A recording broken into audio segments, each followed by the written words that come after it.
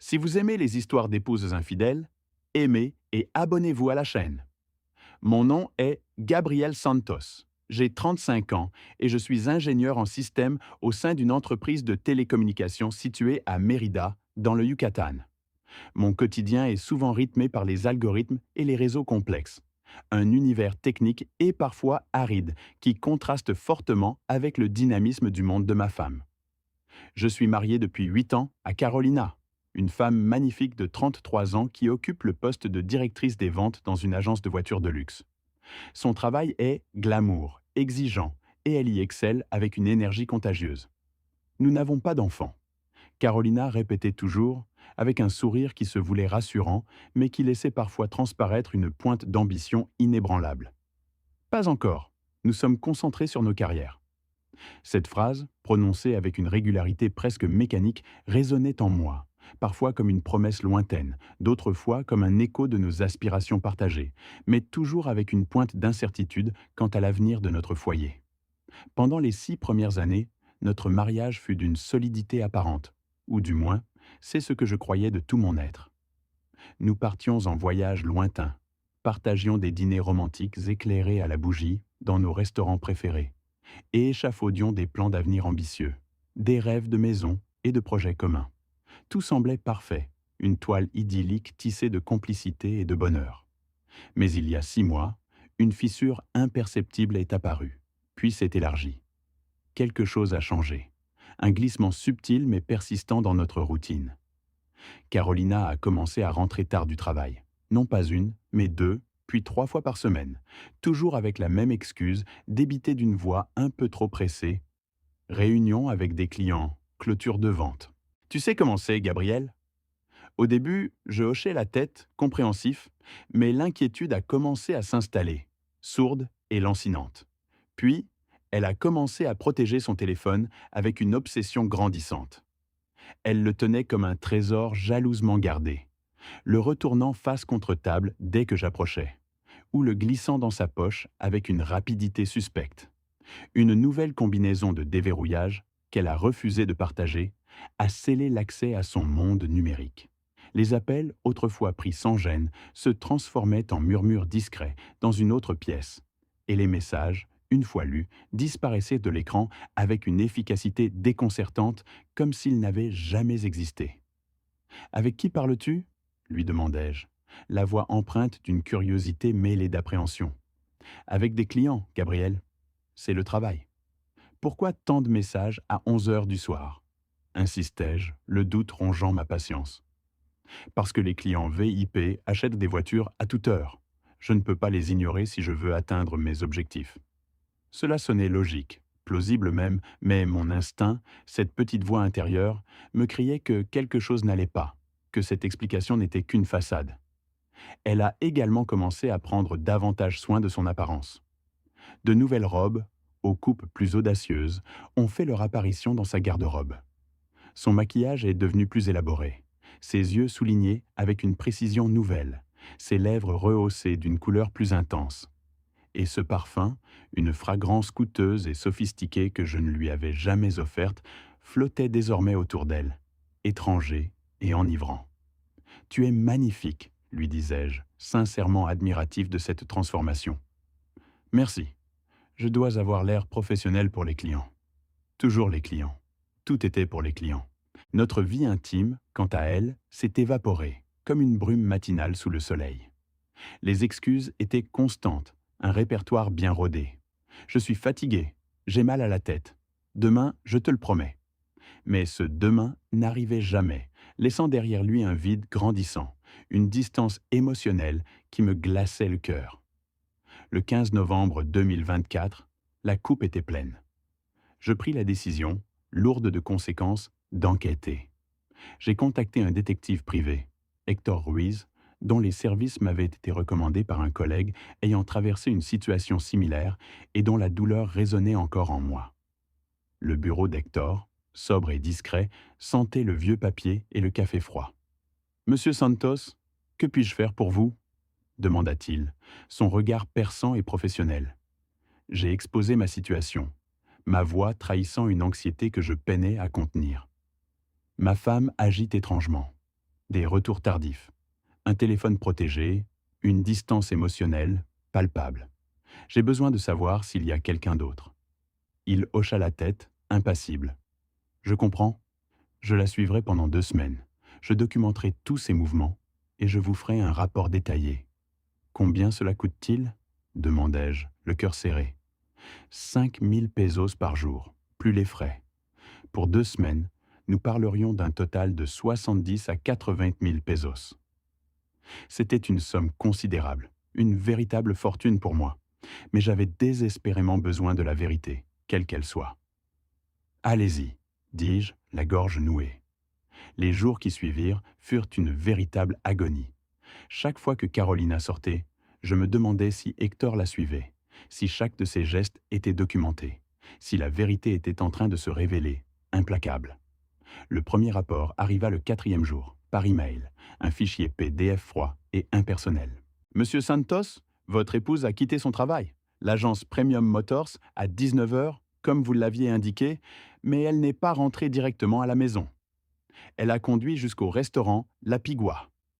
Là, elle a rencontré un homme. Description. Environ 40 ans.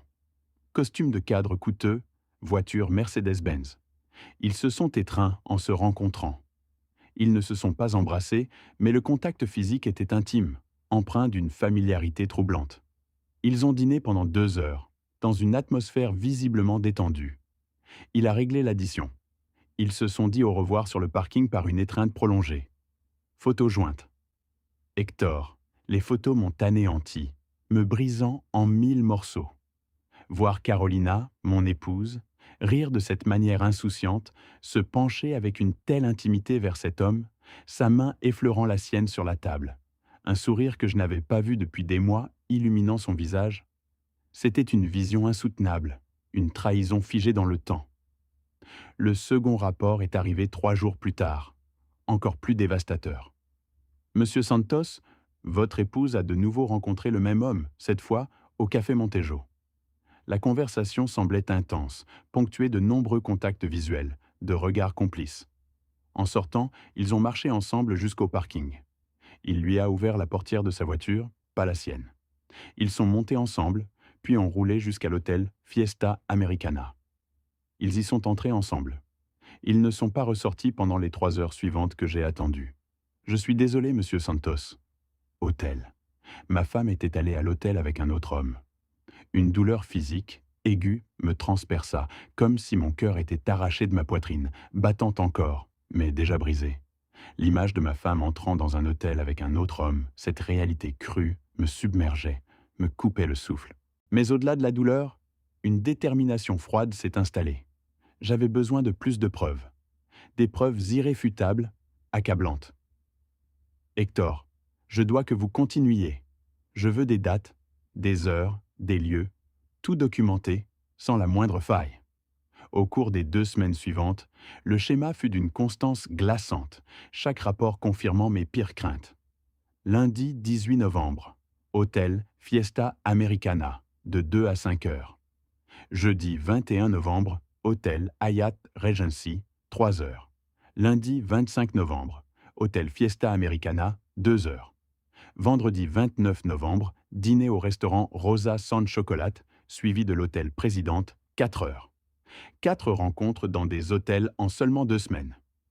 Il n'y avait plus aucun doute possible. Carolina me trompait.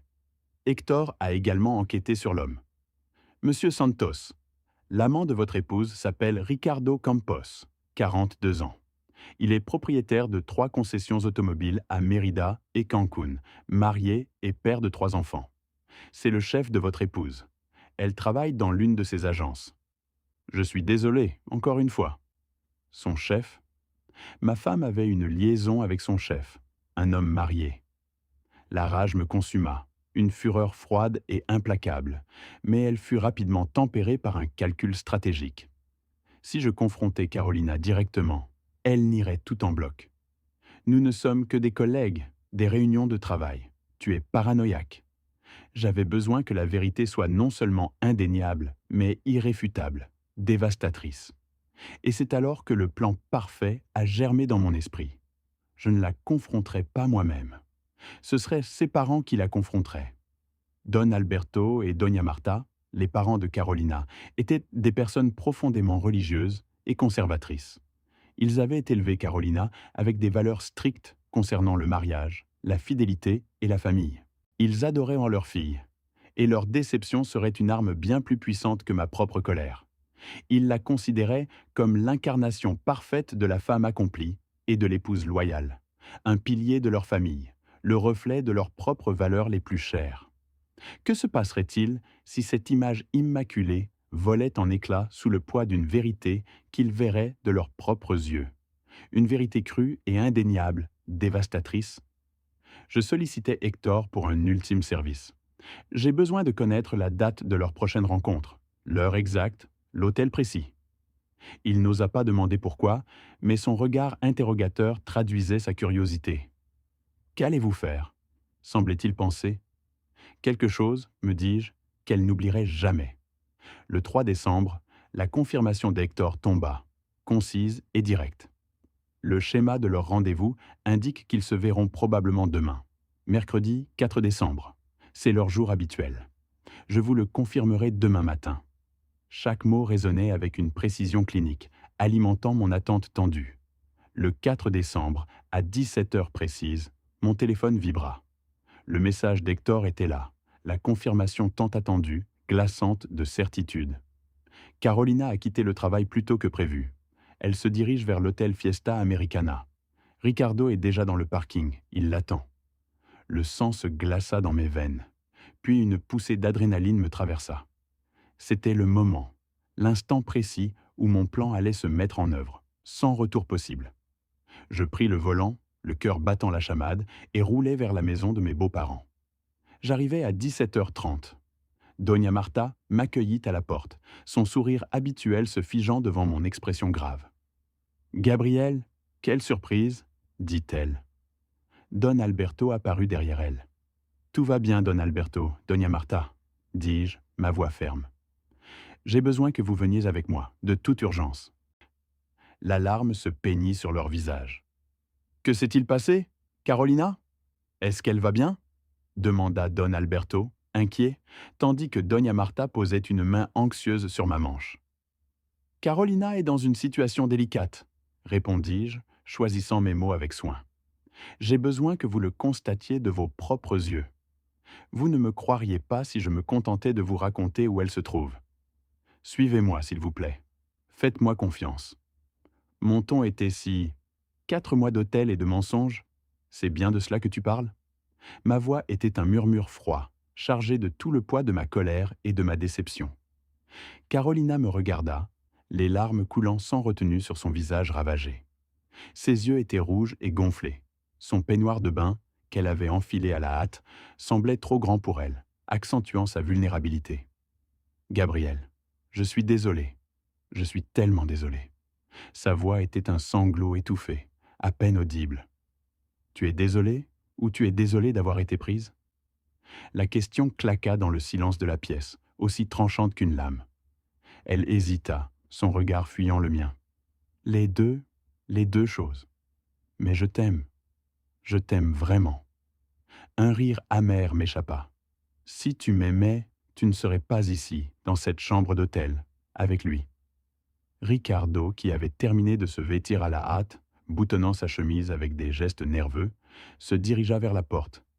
L'air dans la pièce était lourd, presque irrespirable. Carolina, dans un élan désespéré, le saisit par le bras, ses doigts s'agrippant à son tissu.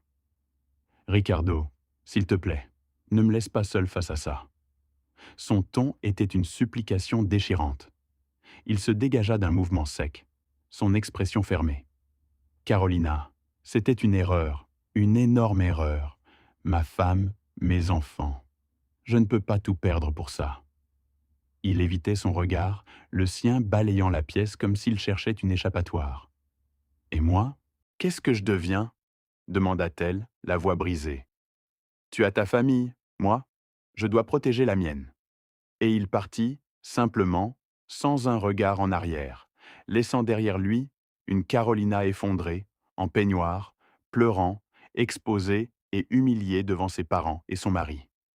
Le claquement sec de la porte résonna comme un coup de fusil. Don Alberto s'assit lourdement sur une chaise, le visage enfoui dans ses mains, le poids de la honte et de la déception visible sur ses épaules. Nous t'avons élevé mieux que ça, Carolina. Nous t'avons enseigné les valeurs, le respect, l'engagement. Comment as-tu pu? Sa voix était rauque, empreinte d'une douleur profonde. Papa, je n'ai pas planifié que ça arrive. C'est juste arrivé. Elle leva les yeux vers lui, cherchant une once de compréhension. Les choses n'arrivent pas juste, dit Doña Marta, sa voix habituellement douce, maintenant brisée et ferme. Tu as pris des décisions chaque jour, chaque mensonge, chaque fois que tu as quitté cette maison en disant que tu allais travailler. Des décisions. Le mot résonna, lourd de sens. Vous avez raison, vous avez entièrement raison. Je suis horrible. Je suis une épouse horrible, une fille horrible. Les mots s'échappaient d'elle comme des aveux douloureux. Oui, dit Don Alberto, d'une honnêteté brutale qui me glaça le sang. Tu l'es. Carolina s'effondra sur le sol, secouée de sanglots incontrôlables, son corps tremblant sous le poids de sa culpabilité et de la vérité crue. Une partie de moi, celle qui avait partagé 8 années de vie, de rires et de projets avec elle, voulut la consoler. 8 ans de mariage ne s'effacent pas instantanément, et le souvenir de notre passé heureux me tiraillait. Mais une autre partie, celle qui avait été trahie, humiliée, se maintint ferme, froide et inflexible. Habille-toi, lui dis-je, ma voix dénuée de toute émotion. Avec dignité au moins. Elle se releva, chancelante, et se dirigea vers la salle de bain, ses pas lourds et incertains. La porte se referma derrière elle, et nous entendîmes ses sanglots étouffés à travers la mince cloison de la chambre d'hôtel. Don Alberto me regarda, ses yeux fatigués cherchant les miens. Depuis combien de temps savais-tu? Sa question était directe, sans détour. Des soupçons depuis des mois, répondis-je, ma voix calme et mesurée. Des preuves concrètes depuis 2 semaines. J'ai engagé un détective privé. Il hocha lentement la tête. Pourquoi nous as-tu amenés ici? Pourquoi ne pas l'avoir simplement confronté toi-même? Je pris une profonde inspiration. Parce que si je l'avais confrontée seule, elle aurait nié. Elle aurait dit que j'étais paranoïaque, que les photos étaient sorties de leur contexte. Mais si vous la voyez, si ses propres parents étaient témoins, elle ne pourrait rien nier. Don Alberto resta silencieux un instant, puis dit, d'un ton que je ne pus déchiffrer, un mélange de respect et de réprobation. C'est stratégique. C'est aussi cruel, admis-je, le regard fixé sur la porte de la salle de bain. Mais elle a été cruelle la première, pendant des mois. Doña Marta, le visage marqué par la douleur, rompit le silence. Qu'est-ce que tu vas faire maintenant? Sa voix était un filet, presque un murmure. Divorcer, immédiatement. Ma réponse fut instantanée, sans hésitation. Tu ne vas même pas essayer d'arranger les choses? Demanda-t-elle, une lueur d'espoir vacillante dans ses yeux. Arranger quoi, Doña Marta? La trahison, les mensonges, les 4 mois qu'elle a passés à coucher avec un autre homme? Il n'y a rien à arranger. Ma voix était d'une fermeté inébranlable. Mais c'est ta femme. Elle a cessé d'être ma femme la première fois qu'elle a couché avec lui. Carolina sortit de la salle de bain, vêtue, mais son maquillage avait coulé. Ses yeux étaient encore plus rouges, et son visage portait les stigmates d'une dévastation totale. Elle me regarda, les mains jointes en une supplication silencieuse. Gabriel, s'il te plaît, nous pouvons aller en thérapie, travailler sur ça. Je vais tout arrêter avec Ricardo, je te le jure. Je la regardai, un vide immense en moi. C'est déjà terminé avec Ricardo, tu l'as vu? Il t'a abandonné en 30 secondes quand les choses sont devenues difficiles. Mais cela ne signifie pas que toi et moi avons un avenir. Elle s'approcha, les larmes coulant à nouveau. S'il te plaît, ne fais pas ça. Je t'aime. Tu m'aimes si peu que tu as passé 4 mois à te rendre dans des hôtels avec ton patron, rétorquai-je, la voix toujours aussi plate. C'était une erreur, une terrible erreur. Mais je peux changer. Je ne veux pas que tu changes. Je veux que tu partes. Le choc se peignit sur son visage. Où vais-je aller? Chez tes parents ou à un hôtel ou à l'appartement de Ricardo? Sa question était pleine de désarroi. Peu importe. Mais tu ne reviens pas dans notre maison, Gabriel. C'est fini. Je la regardai droit dans les yeux. Carolina, il n'y a pas de retour en arrière possible. Don Alberto se leva, sa stature imposante remplissant la pièce. Son visage était grave, son autorité incontestable. Carolina, tu iras chez nous cette nuit. Demain, nous parlerons de la suite. Papa, commença-t-elle, mais il la coupa net. Ce n'est pas négociable. Tu as fait honte à ta famille. Tu as détruit ton mariage. Maintenant, tu feras face aux conséquences. Nous sortîmes de cette chambre d'hôtel comme une procession funèbre. Carolina pleurait silencieusement. Doña Marta sanglotait. Don Alberto marchait en silence, le visage furieux. Et moi, je me sentais vide. Je ne ressentais aucune victoire, aucune satisfaction, juste un vide abyssal, une absence totale d'émotion. L'air du couloir semblait peser sur nos épaules, et le silence était assourdissant, brisé seulement par les sanglots. Dans le parking souterrain, l'air était frais et l'éclairage tamisé. Avant de nous séparer, Don Alberto posa une main sur mon épaule, un geste rare de sa part. « Tu as fait ce qu'il fallait en nous amenant. Nous avions besoin de voir qui est vraiment notre fille. » Je baissai les yeux. « Je suis désolé de vous avoir mêlé à ça. » Sa poigne se resserra légèrement. « Ne t'excuse pas. C'est elle qui a causé tout ça, pas toi. » Je rentrai seul en voiture. La maison que j'avais partagée avec Carolina pendant 8 ans ne se sentait plus comme un foyer. Elle ressemblait à un musée d'un mariage mort. Chaque objet, chaque recoin, un rappel douloureux de ce qui avait été et de ce qui n'était plus. Cette nuit-là, je ne dormis pas. Je restais éveillé, fixant le plafond, repassant chaque détail, chaque mot, chaque trahison. Quand exactement cela avait-il commencé? Qu'avais-je dit ou fait, ou pas dit ou pas fait? Qui l'avait poussé dans les bras d'un autre homme? Ou peut-être n'était-ce rien de ce que j'avais fait? Peut-être avait-elle simplement cessé de m'aimer et avait-elle été trop lâche pour le dire? Mon téléphone explosa de messages de Carolina. L'écran s'allumait sans cesse dans l'obscurité de la chambre. « S'il te plaît, Gabriel, parlons.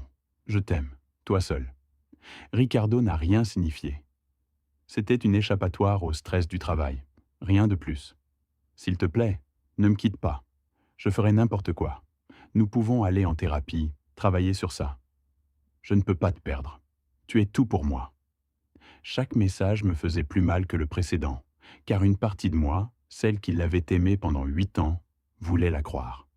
Mais la partie rationnelle savait que ce n'était que des mots vides, le regret d'avoir été prise, et non le regret d'avoir trahi. Je ne répondis à aucun message. À 6 heures du matin, Don Alberto m'appela. « Gabriel, nous devons parler.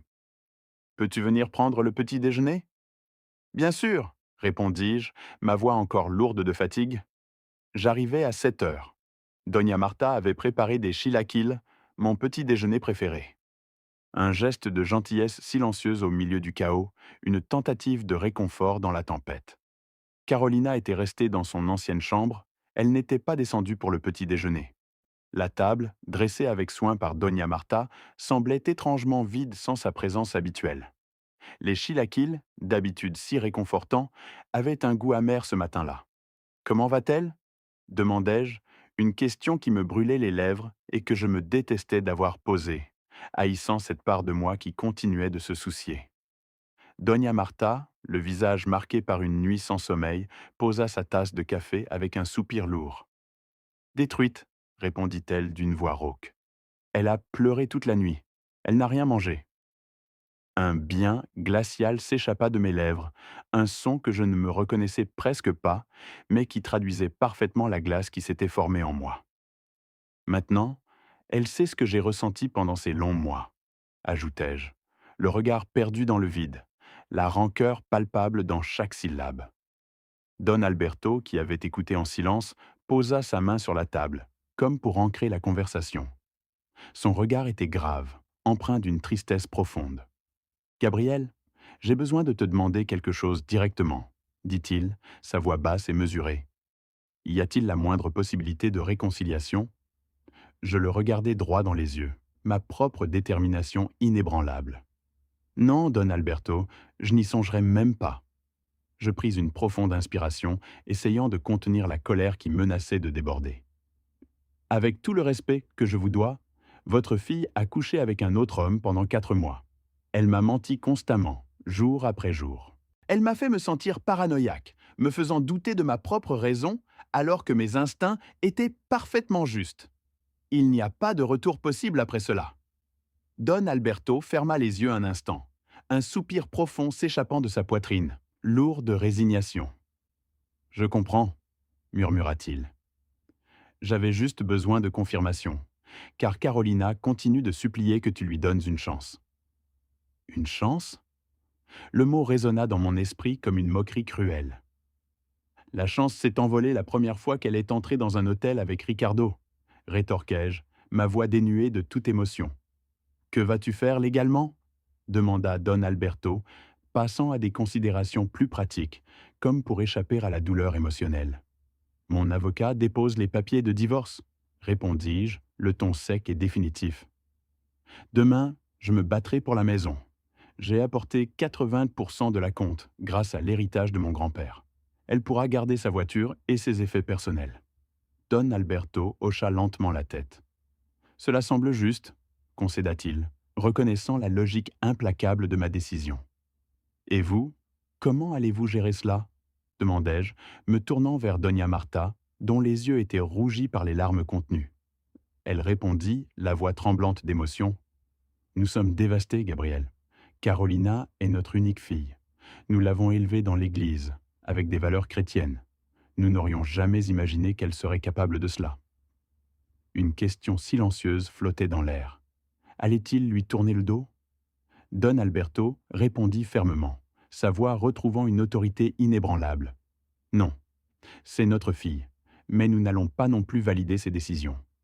Elle doit faire face aux conséquences. Elle doit comprendre qu'elle a détruit quelque chose de beau pour quelque chose de temporaire. Il me regarda, un signe de respect et de compréhension. Merci de comprendre, Gabriel. Il y eut un bref silence, puis Don Alberto aborda un autre sujet, le regard un peu plus dur. Une dernière chose, Ricardo Campos. Qu'en est-il de lui? La mention de son nom fit bouillir mon sang. Sa femme mérite de savoir tout comme tu méritais de savoir, continua-t-il. Il avait raison. Nous avons ces informations.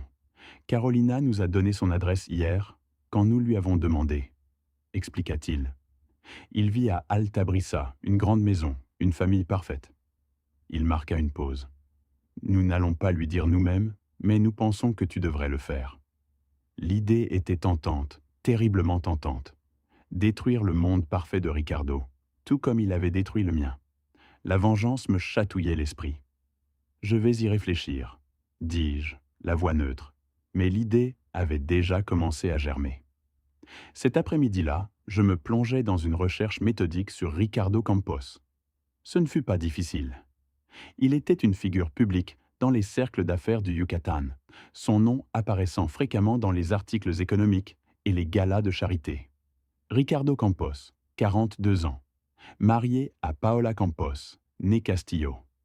3 enfants, Ricardo Junior, 15 ans, Daniela, 12 ans, et Sofia, 8 ans. Son profil Facebook était écœurant de perfection.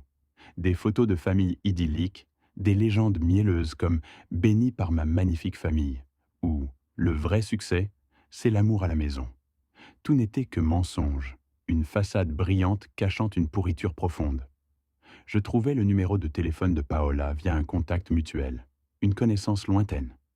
Mon doigt hésita au-dessus de l'écran, mon cœur battant la chamade. Je composais avant de pouvoir me raviser, avant que le doute ou la pitié ne s'installe. La sonnerie résonna, chaque bip amplifiant la tension. « Allô, Madame Paola Campos ?» La voix à l'autre bout était polie, légèrement curieuse. « Oui, c'est moi. Qui est à l'appareil ?»« Mon nom est Gabriel Santos. Vous ne me connaissez pas, mais j'ai besoin de vous parler de votre mari, Ricardo. » Un silence tendu. « Que se passe-t-il avec Ricardo? Est-ce qu'il va bien ?» Son ton trahissait une pointe d'inquiétude. « Physiquement, il va bien. Moralement, nous devons en parler en personne. » Le silence s'épaissit, lourd de pressentiments. « De quoi s'agit-il » demanda-t-elle, sa voix plus ferme, plus exigeante. Madame Campos, votre mari a une liaison avec ma femme depuis 4 mois. Le silence qui suivit fut absolu. Un vide sidéral où seul le bourdonnement lointain de la ligne téléphonique semblait exister. Puis, une explosion. Allô? Comment... Comment osez-vous m'appeler et dire une chose pareille? Sa voix était un mélange d'incrédulité et de fureur. Parce que c'est la vérité et j'ai des preuves, répondis-je calmement, ma propre colère contenue, glaciale. Des photos, des vidéos, des rapports d'enquêteurs privés, des dates, des heures, des noms d'hôtels, tout. Je ne vous crois pas. Ricardo ne ferait jamais ça, s'écria-t-elle, sa voix montant d'un cran. C'est exactement ce que je pensais de ma femme, jusqu'à ce que je voie les preuves de mes propres yeux, rétorquai-je, une pointe d'amertume dans la voix. Si c'est une forme d'extorsion, je ne veux pas d'argent. Je veux que vous sachiez la vérité. Vous méritez de savoir. Un nouveau silence, plus long cette fois, rempli d'une lutte intérieure. Où puis-je voir ces preuves? Demanda-t-elle finalement, sa voix à peine un murmure. Puis-je venir chez vous dans 1 heure? Non. Ricardo rentre vers 19 heures. Retrouvons-nous au Café Organico dans 30 minutes. J'y serai. J'arrivai au Café Organico, un établissement discret aux lumières tamisées et à l'odeur de café torréfié. Le dossier rempli de preuves que m'avait fourni Hector serré contre moi. Photos, rapports détaillés, relevés. Tout y était. Paola Campos était déjà là, assise à une petite table dans un coin, son regard balayant l'entrée avec une impatience à peine dissimulée. C'était une femme élégante d'environ 40 ans, d'une beauté soignée, visiblement habituée à une vie confortable. Ses cheveux impeccablement coiffés, ses vêtements coûteux, son port altier. Elle n'avait aucune idée de la bombe qui était sur le point d'exploser dans sa vie. Madame Campos, dis-je en m'approchant. Elle ne répondit pas par une salutation, son regard fixé sur le dossier dans mes mains. Montrez-moi, dit-elle, sa voix tendue, sans préambule, juste l'urgence brûlante de savoir. Je lui tendis le dossier. Elle l'ouvrit, ses doigts tremblant légèrement, et commença à feuilleter les pages. Photo après photo, son visage passa de l'incrédulité totale à un choc profond, puis à une fureur glaciale. Ses lèvres fines se serrèrent, ses yeux s'assombrirent. « Ce salaud !» murmura-t-elle, le mot à peine audible, chargé d'une haine sourde. « Ce maudit salaud, je suis désolé. » Elle leva les yeux vers moi, son regard empli d'une douleur partagée. « Combien de temps ? » « 4 mois, à ma connaissance. »« Possiblement plus, » répondis-je. « Et ma femme, je l'ai confrontée hier, avec ses parents présents, à l'hôtel même. » Ses yeux s'écarquillèrent, une étincelle sombre d'admiration traversant son choc. « Vous avez emmené vos beaux-parents ?» dit-elle, un rire amer s'échappant de ses lèvres. « Oui, c'est brillant, cruel, mais brillant. J'avais besoin que ce soit indéniable, expliquai-je. Que va-t-elle faire maintenant? Divorcer. Je dépose les papiers demain. Elle hocha la tête, sa mâchoire se serrant. Moi aussi. Et je vais tout garder. La maison, les voitures, les agences, tout. Ce fils de pute va payer. Un accord tacite passa entre nous. Bien, dis-je simplement. Nous restâmes assis en silence, 2 étrangers unis par la trahison, le poids de nos mondes brisés flottant entre nous. Le bruit des tasses et des conversations autour de nous semblait lointain, irréel. « Merci de m'avoir dit, » dit-elle finalement, sa voix plus douce, presque fragile. « Je sais que ce n'était pas facile. Vous méritiez de savoir, tout comme je méritais de savoir. »« Comment vous sentez-vous » lui demandai-je, la curiosité teintée de compassion. « Vide, trahi, en colère, tout à la fois, » répondit-elle, son regard lointain. « Moi aussi, » avouai-je, mais aussi soulagé de connaître enfin la vérité. Elle me regarda, un léger hochement de tête. « Exactement. Cette nuit-là, alors que je rentrais chez moi, le moteur de ma voiture ronronnant doucement dans l'obscurité, mon téléphone sonna. Un numéro inconnu. Une vague d'appréhension me traversa. Je répondis « Allô, Gabriel Santos ?» La voix était celle d'un homme, grave et tendu. « C'est Ricardo Campos. » Mon sang se glaça, puis bouillit instantanément. La fureur monta en moi, une vague chaude et violente. « Qu'est-ce que tu veux » crachai-je. « Paola vient de me confronter.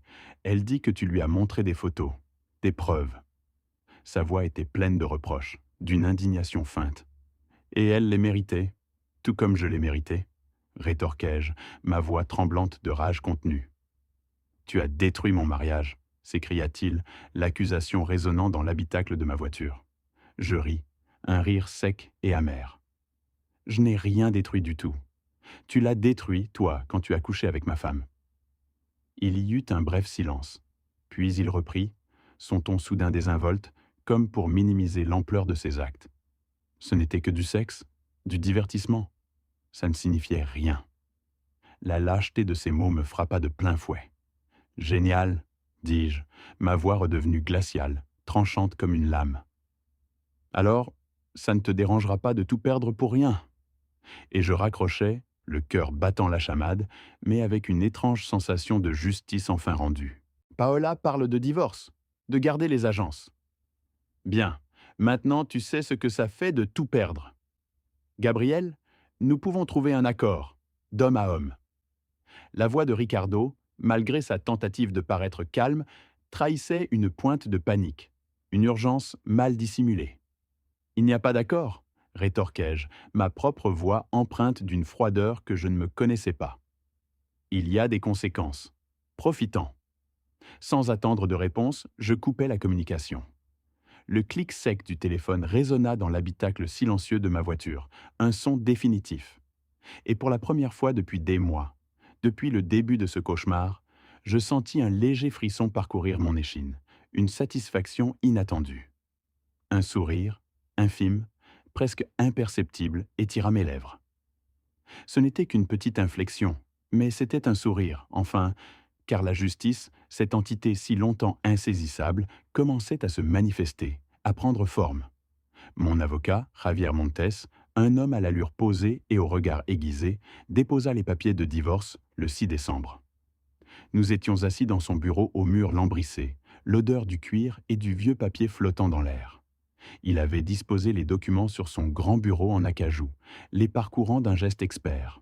« Monsieur Santos, commença-t-il, ajustant ses lunettes sur le nez, cela va être relativement simple.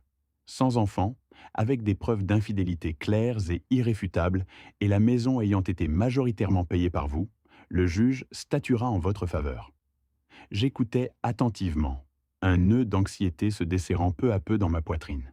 « Combien de temps cela va-t-il prendre ?» demandai-je, ma voix plus ferme que je ne l'aurais cru. Il réfléchit un instant, le bout de son stylo tapotant doucement le dossier. « Au Yucatan, un divorce express sans enfant prend approximativement 3 à 4 mois. Avec un peu de chance, vous serez divorcé d'ici mars. Mars, le printemps. Une nouvelle saison, un nouveau départ. »« Parfait, » murmurai-je, un soupir de soulagement m'échappant. Carolina reçut les papiers le lendemain. Mon téléphone sonna, affichant son nom. Je savais ce qui m'attendait. Sa voix, quand je décrochais, était un torrent de sanglots hystériques, à peine compréhensibles. « Un vrai divorce, Gabriel. Tu t'attendais à quoi d'autre ?» Ses paroles étaient entrecoupées de hoquets, et j'imaginais son visage déformé par les larmes. Je m'attendais à ce que nous parlions au moins, que nous essayions une thérapie. La naïveté de ces mots me frappa. « Il n'y a rien à dire, » répondis-je, ma voix plate, dénuée de toute émotion. Et la thérapie ne répare pas la trahison. Un silence lourd s'installa, brisé seulement par ses reniflements. « Mais tu m'aimes, je sais que tu m'aimes encore. » Cette affirmation, teintée d'un désespoir désarmant, ne trouva aucun écho en moi. « J'aimais la femme que je croyais que tu étais, » rectifiai-je, chaque mot pesant lourdement. « Pas la femme que tu es, réellement. »« Gabriel, s'il te plaît, lis les papiers. » Sa voix était suppliante. « Carolina, signe, ou batte-toi et perds de toute façon. C'est ton choix. »« Je ne signerai pas, pas sans me battre. » Un sourire amer se dessina sur mes lèvres. « Vas-y, batte-toi. » Je pris une profonde inspiration, prêt à asséner le coup final. J'ai des photos de 4 rencontres dans des hôtels, des vidéos de toi entrant avec Ricardo, des témoignages d'un détective privé. Qu'est-ce que tu vas dire? Que vous discutiez de contrat? Le silence qui suivit fut assourdissant. Un aveu tacite. Exactement. Tu n'as aucune défense. Signe et mettons fin à cela avec dignité. Dignité, comme quand tu as emmené mes parents à l'hôtel? Comme quand tu m'as assez respecté pour ne pas coucher avec ton patron pendant 4 mois? Oh, attends, tu ne l'as pas fait? La dernière phrase fut un coup de poignard, une réplique cinglante qui laissa Carolina sans voix. Je raccrochais, le cœur battant la chamade, mais avec la certitude d'avoir dit ce qui devait être dit. 2 jours plus tard, je reçus un appel de Doña Marta. Son nom s'afficha sur l'écran, et une vague de malaise m'envahit. Je savais qu'elle appelait par inquiétude pour sa fille. Gabrielle, commença-t-elle, sa voix douce, mais empreinte d'une profonde tristesse. Carolina est très mal. Elle ne mange pas, ne dort pas, elle ne fait que pleurer. J'écoutais, le téléphone pressé contre mon oreille, le regard perdu dans le vide. Je suis désolé pour elle, Doña Marta, mais cela ne change rien à la situation. Je sais, répondit-elle d'un soupir résigné. J'ai juste pensé que vous deviez le savoir. Un silence s'installa, lourd de non-dits. Puis, je pris mon courage à 2 mains. Doña Marta, croyez-vous que je devrais lui pardonner? La question était sincère, une véritable interrogation qui me rongeait.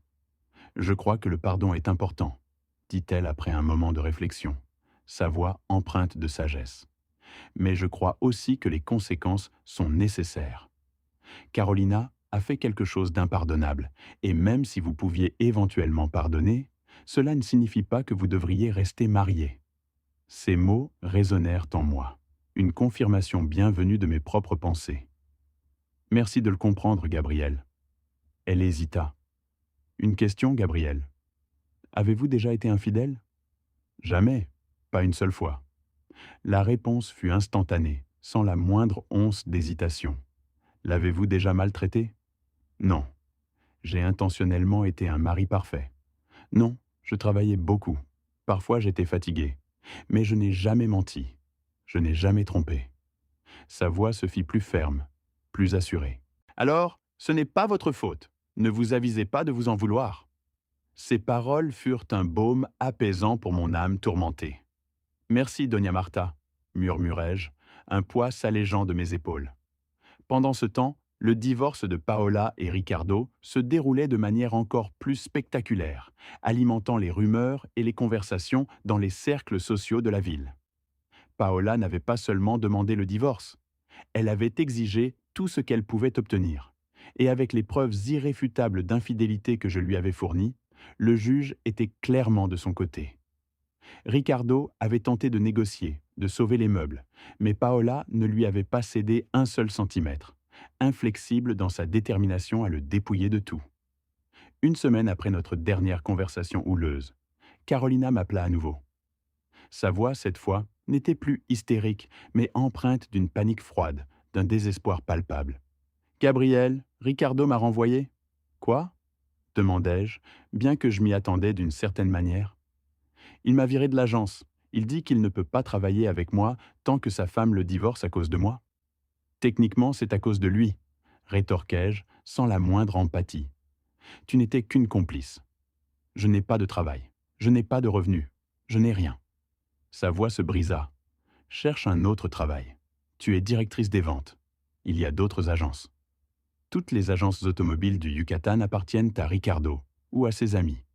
Il m'a mis au banc de toute l'industrie. L'ampleur de sa situation commençait à se dessiner, mais mon cœur restait de marbre. « Alors, change d'industrie, Carolina ?» Elle implora, sa voix se transformant en un filet suppliant. « Gabriel, s'il te plaît, j'ai besoin d'aide, au moins jusqu'à ce que je me stabilise. Non, non, ce n'est pas ma responsabilité de t'aider. Tu as créé ce désastre, à toi de le nettoyer. Nous sommes encore légalement mariés.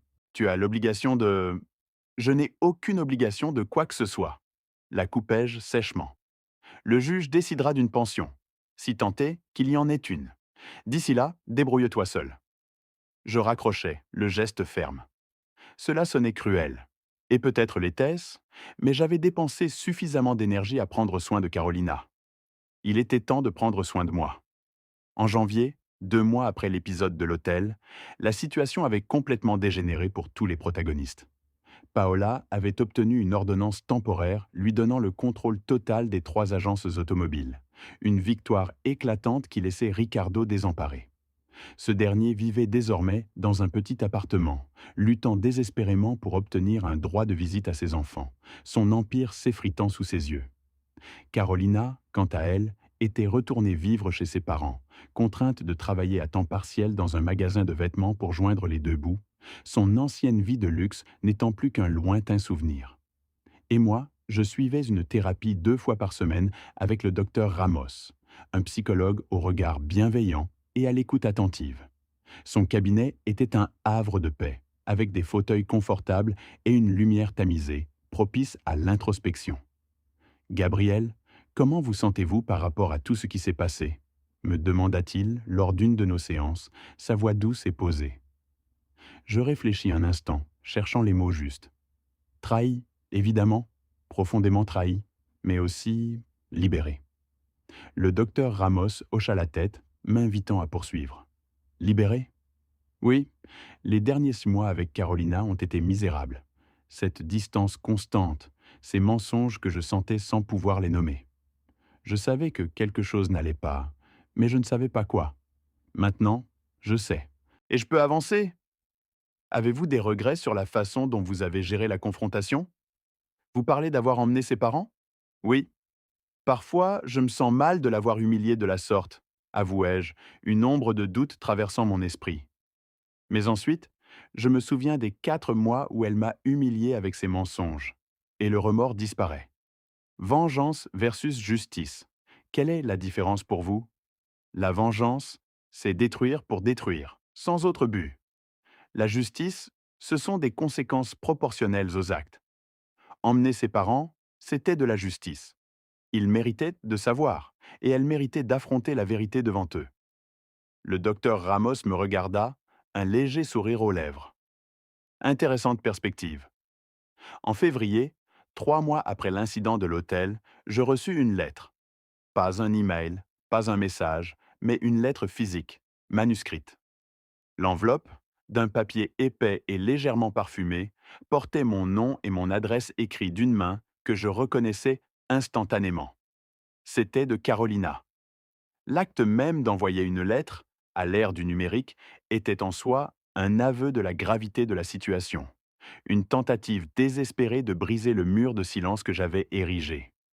Je l'ouvris avec une curiosité mêlée d'une certaine appréhension. La première phrase, tracée à l'encre bleue, était simple et directe. Gabriel, je sais que tu ne veux pas me parler, je le comprends. Je mérite ton silence, mais j'ai besoin que tu saches quelque chose. Je le regrette de tout mon cœur. Ce que j'ai fait était impardonnable. Je n'ai aucune excuse. Ce n'était pas parce que tu ne me prêtais pas attention. Ce n'était pas parce qu'il manquait quelque chose à notre mariage. C'était parce que j'étais faible, égoïste, stupide. Ricardo m'a fait me sentir excitante, nouvelle, comme quand j'avais 20 ans, et je me suis laissé séduire par cette fantaisie. Mais la fantaisie, c'est tout ce que c'était, car quand tout s'est effondré, Ricardo m'a immédiatement abandonné. Il a sauvé sa propre peau, me laissant gérer les conséquences seul. Et tu avais tout le droit de m'abandonner aussi, de simplement divorcer et de disparaître. Mais tu ne l'as pas fait. Tu as affronté tout de front, avec dignité, avec force. Tu m'as fait voir exactement qui je suis, et je n'aime pas ce que je vois. Je suis la femme qui a trahi l'homme qui l'a aimé fidèlement pendant 8 ans, qui a détruit un mariage magnifique pour une aventure bon marché, qui a blessé tout le monde, toi, mes parents, la famille de Ricardo. Je n'attends pas de pardon, je ne le mérite pas, mais je voulais que tu saches. J'ai ruiné la meilleure chose qui me soit arrivée dans la vie, et je vivrai avec cela pour toujours. Je t'aimerai toujours, même si je n'en ai plus le droit. Carolina. Je relus la lettre 3 fois, mes doigts parcourant le papier épais et légèrement parfumé, comme pour en extraire un sens caché. Chaque mot, tracé avec une encre bleue régulière, résonnait d'un poids que je ne pouvais ignorer. Une pointe de pitié, fugace et presque indésirable, traversa mon esprit. Pendant un instant, une tentation insidieuse de répondre, ne serait-ce que brièvement, me saisit. Mais cette pensée s'évanouit aussi vite qu'elle était apparue. Avait-elle changé quelque chose? Non. Mon regard se posa sur l'enveloppe, puis sur le contenu, et je sentis une résolution froide s'installer. Je pliai soigneusement la lettre, la glissai dans son enveloppe et la rangeai dans un tiroir de mon bureau. Une preuve de clôture, pensai-je, que je n'utiliserai probablement jamais. Le divorce fut prononcé le 15 mars 2025, 4 mois après l'incident de l'hôtel. La procédure fut aussi froide et impersonnelle que les murs du tribunal. La maison me revint, la voiture de Carolina lui fut attribuée, et les économies furent divisées équitablement. Ce n'était pas une fortune, et aucune pension alimentaire ne fut accordée, car nous avions tous deux la capacité de travailler. Nous sortîmes du palais de justice, officiellement divorcés, sous un ciel gris qui semblait refléter l'ambiance. Carolina tenta de me parler à l'extérieur, sa voix hésitante, presque suppliante. Gabriel? Adieu, Carolina. C'est tout? 8 ans et juste un adieu? Ses yeux, que j'avais tant aimés, étaient embués. Que veux-tu que je dise de plus? Ma voix était plate, dénuée de toute émotion. Je ne sais pas, quelque chose, n'importe quoi? D'accord, alors voilà. J'espère que tu trouveras ce que tu cherches, et j'espère que cela en vaudra la peine de ce que tu as perdu. Rien ne vaut ce que j'ai perdu. Rien. Le désespoir dans sa voix était palpable, mais mon cœur restait de marbre. Alors tu as appris une leçon coûteuse. Utilise-la sagement. Je me détournai et marchai vers ma voiture sans un regard en arrière. Enfin, 4 mois et 11 jours après avoir suivi ma femme infidèle dans un hôtel, j'étais libre. Le poids d'une relation brisée et d'une trahison profonde s'était levé de mes épaules, laissant derrière lui un vide étrange, mais aussi la promesse d'un nouveau départ. Les mois suivants furent consacrés à une reconstruction méthodique et délibérée. D'abord, je redessinai la maison, mon sanctuaire personnel. Tout ce qui me rappelait Carolina, les photos encadrées de nos voyages, les décorations qu'elle avait choisies avec tant de soin, les meubles que nous avions partagés, fut retiré, vendu ou donné. Je voulais un espace qui me soit propre, une toile vierge pour un nouveau chapitre. Ce fut un nouveau commencement, littéralement, pièce par pièce. Ensuite, je me concentrai sur mon travail avec une intensité renouvelée. Je décrochai une promotion au poste de chef de projet, ce qui signifiait plus de responsabilités, un salaire plus élevé et un sens du but plus profond. Le travail devint une encre, une source de satisfaction tangible. Troisièmement, je repris des hobbies abandonnés depuis longtemps. Le cyclisme, la photographie, la cuisine. Des activités que j'avais mises de côté parce que Carolina n'y trouvait aucun intérêt. Les redécouvrir fut comme retrouver de vieux amis, des morceaux de moi-même que j'avais oubliés. En juin, 6 mois après l'incident de l'hôtel, un ami, David, m'invita à sortir. « Frère, il est temps. Tu as besoin de socialiser, de rencontrer de nouvelles personnes. » Je ne suis pas prêt à sortir. Je pensais au rendez-vous galant, à la complexité des relations. Je n'ai pas dit sortir en couple. J'ai dit socialiser. Un groupe d'amis, aucune pression. J'acceptais, un peu à contre-cœur. Nous allâmes dans un bar animé, l'air vibrant de conversation et de rire.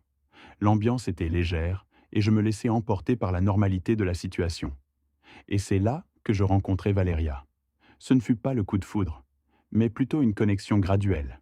Une conversation intéressante qui s'étirait sans effort. Des rires faciles, des intérêts partagés qui se révélaient au fil des échanges. Nous échangeâmes nos numéros, puis des messages occasionnels, des cafés entre amis. Elle savait que je sortais d'un divorce récent et elle ne fit aucune pression. « Quand tu seras prêt, fais-le-moi savoir », dit-elle un jour, son regard franc et compréhensif. Ce simple manque de pression fut incroyablement rafraîchissant, une bouffée d'air pur après des années de complexité.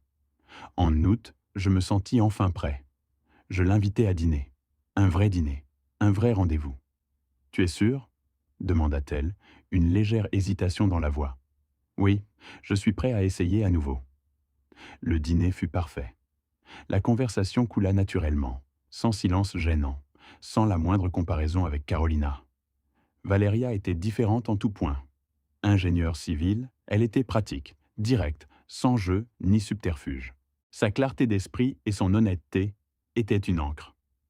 Que s'est-il passé dans ton mariage demanda-t-elle lors de notre troisième rendez-vous, son regard posé sur moi avec une curiosité sincère. Je pris une profonde inspiration. Mon ex a eu une aventure avec son patron pendant 4 mois. Je l'ai surprise. Je l'ai confrontée devant ses parents et j'ai divorcé. Waouh, c'est intense. Sa réaction était empreinte d'une empathie non feinte. Ça l'a été. L'aimes-tu encore? J'aime celle que je pensais qu'elle était, pas celle qu'elle s'est avérée être. La distinction était cruciale pour moi. Je comprends cette distinction. Elle hocha la tête. Et toi? Pourquoi es-tu toujours célibataire? Parce que je ne me contente pas. Je préfère être seul qu'avec la mauvaise personne. Sage parole. Avec Valéria, j'appris que toutes les femmes ne mentent pas, ne trompent pas, ne brisent pas la confiance. Certaines sont honnêtes, loyales, réelles. En octobre, Carolina m'envoya un message.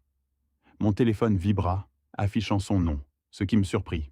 « Gabriel, j'ai entendu dire que tu sortais avec quelqu'un. J'espère que tu es heureux.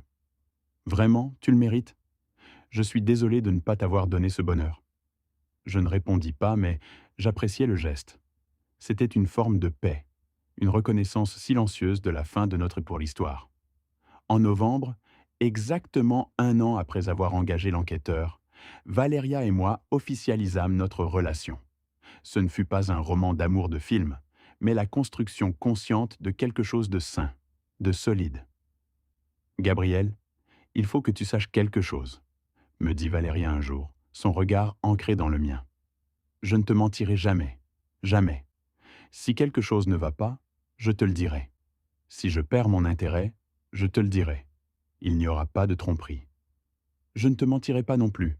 Transparence totale. » Je sentis un poids se lever de ma poitrine. « Tu as encore des problèmes de confiance à cause de ton ex, n'est-ce pas? » « Parfois, oui, mais j'y travaille, en thérapie. » « Bien, parce que je ne paierai pas pour ces erreurs, je gagnerai ta confiance jour après jour. Mais tu dois me donner l'opportunité de le faire. » Tu l'as. La certitude dans ma voix était nouvelle et le soulagement immense. En décembre, Don Alberto m'appela. « Gabriel, pouvons-nous déjeuner ?» Bien sûr. Nous nous retrouvâmes au restaurant Neutral, un lieu discret et sans prétention, pour une conversation dont je savais qu'elle serait importante. « Comment vas-tu, Gabriel ?» demanda Don Alberto, sa voix empreinte d'une gravité contenue. « Bien, très bien même, je dois dire, » répondis-je, un sourire sincère éclairant mon visage. « En réalité, j'ai une petite amie maintenant, Valéria. Elle est absolument incroyable, une femme formidable. »« Je suis sincèrement heureux pour toi, Gabriel, » répondit-il, un léger soupir s'échappant de ses lèvres. Son regard s'assombrit légèrement. Carolina, elle, ne va pas si bien, malheureusement. Un froncement de sourcils apparut sur mon front. « Que s'est-il passé ?» demandai-je, une pointe d'inquiétude, malgré tout perçant ma voix. « Elle vit toujours avec nous, » expliqua Don Alberto, sa voix se faisant plus basse, presque un murmure. « Elle ne parvient pas à trouver un emploi stable, quelque chose qui la motive. Elle est profondément déprimée. Elle a pris du poids, beaucoup.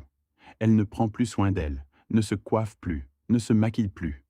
Elle sort à peine de sa chambre, passant ses journées enfermée dans son monde. » L'image mentale de l'ancienne Carolina, toujours impeccable et rayonnante, contrastait violemment avec ce portrait. « Je suis désolé pour elle, sincèrement, » dis-je, sentant une étrange mélancolie m'envahir. « Mais je ne peux pas l'aider, Don Alberto. Je ne crois pas que ce soit mon rôle, ni même possible. » Il hocha la tête, comprenant. « Je ne te demande pas de l'aider, Gabriel, loin de là. J'ai juste pensé que tu devrais être au courant de la situation. » « Carolina me déteste, » lâchai-je, une conclusion que j'avais tirée depuis longtemps. « Qui ?» demanda-t-il, un instant perplexe.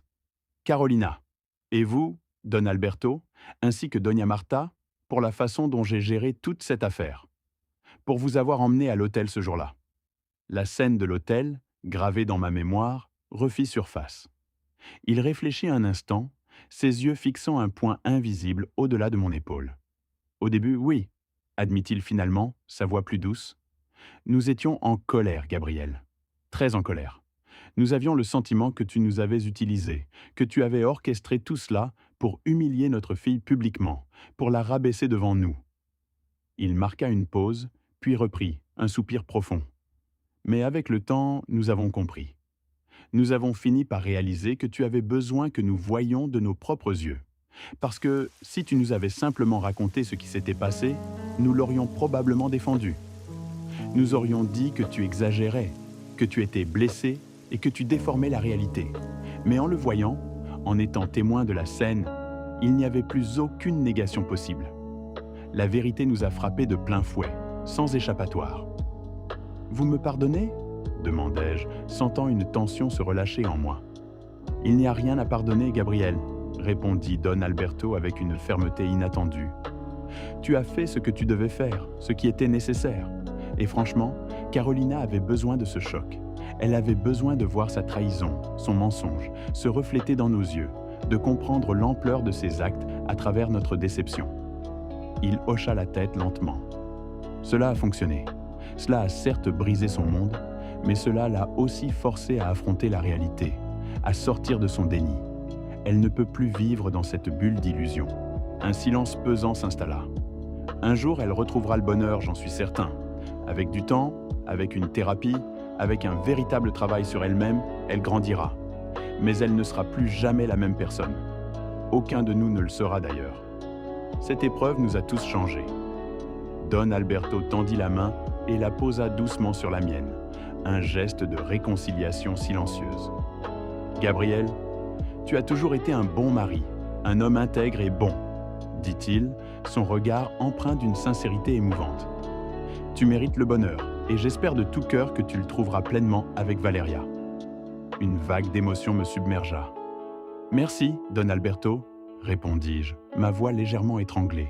« Cela signifie énormément pour moi, plus que vous ne pouvez l'imaginer. » Nous quittâmes le restaurant neutral quelques instants plus tard, sur des termes bien meilleurs que ceux que j'aurais pu anticiper. Nous n'étions plus une famille, les liens du mariage ayant été rompus, mais une forme de respect mutuel, une amitié teintée de compréhension, s'était établie entre nous. C'était une paix inattendue. Cette nuit-là, en rentrant chez nous, je racontais à Valeria les détails de mon déjeuner avec Don Alberto. Elle écouta attentivement, son visage reflétant un mélange de curiosité et d'empathie. « Comment t'es-tu senti en parlant avec ton ex-beau-père » demanda-t-elle doucement, en me caressant la main. « Étrange, » répondis-je, pensif. « Mais bon, c'était une forme de clôture, je suppose. Un chapitre qui se referme enfin. »« Tu penses encore à Carolina » me demanda-t-elle, son regard scrutateur. « Parfois, oui, » avouai-je honnêtement, mais plus avec la douleur ou l'amertume d'autrefois, plutôt avec une certaine réflexion, et même, étrangement, avec de la gratitude. Elle leva un sourcil, surprise. « De la gratitude ? » ?»« Oui, » confirmai-je, un sourire doux se dessinant sur mes lèvres. Parce que si elle ne m'avait pas trompé, si elle n'avait pas agi de la sorte, je serais peut-être encore englué dans un mariage médiocre, sans passion, sans véritable connexion. Je n'aurais jamais connu ce qu'est une relation saine, épanouissante et transparente avec toi. Ça, c'est une perspective mature, Gabriel, commenta Valeria, un sourire chaleureux illuminant son visage. La thérapie aide, n'est-ce pas? Je hochai la tête, reconnaissant. Elle se pencha et m'embrassa tendrement, un baiser doux et rassurant qui parlait de confiance et d'avenir. À cet instant précis, alors que ses lèvres rencontrèrent les miennes, une prise de conscience profonde m'envahit. J'avais guéri. Pas complètement, bien sûr. Les cicatrices demeuraient, des marques discrètes de ce qui avait été, mais elles n'étaient plus des plaies ouvertes. J'avais guéri suffisamment pour aimer à nouveau, avec un cœur ouvert et sans peur. Suffisamment pour faire confiance à nouveau, sans les doutes lancinants du passé. Suffisamment pour être heureux à nouveau, pour savourer chaque instant de cette nouvelle vie. Et c'était tout ce dont j'avais besoin, la seule chose qui comptait vraiment. 2 ans après l'incident de l'hôtel, en décembre 2026, Valeria et moi nous promenions main dans la main à la Plaza La Isla. L'air était vif, imprégné de l'odeur des sapins et des épices de Noël, et les lumières scintillantes des décorations festives illuminaient les allées.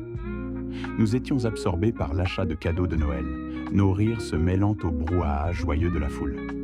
Nous étions heureux, profondément amoureux, et nous planifions notre avenir ensemble, chaque mot échangé étant une promesse silencieuse.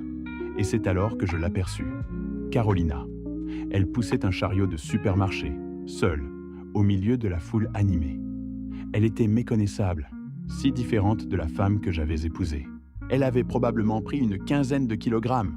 Son visage était plus rond, ses traits moins définis. Ses cheveux, autrefois impeccablement coiffés, étaient négligemment attachés ou simplement lâchés, sans aucun soin. Ses vêtements étaient simples, sans fioritures, et elle ne portait aucun maquillage. Il ne restait rien du glamour, de l'élégance sophistiquée qu'elle affichait autrefois avec tant d'assurance. C'était une vision presque fantomatique de son ancien moi. Nos regards se croisèrent à travers la foule. Le temps sembla se suspendre. Elle se figea, son chariot s'arrêtant brusquement. Valéria, sensible à mon changement d'attitude et à la tension soudaine qui m'envahissait, suivit mon regard. « Qui est-ce » demanda-t-elle doucement, sa main se posant sur mon bras. « Mon ex-femme » répondis-je, ma voix à peine audible, un mélange de surprise et d'une étrange fatalité. « Tu veux qu'on parte » proposa Valéria, prête à m'éloigner de cette rencontre inattendue.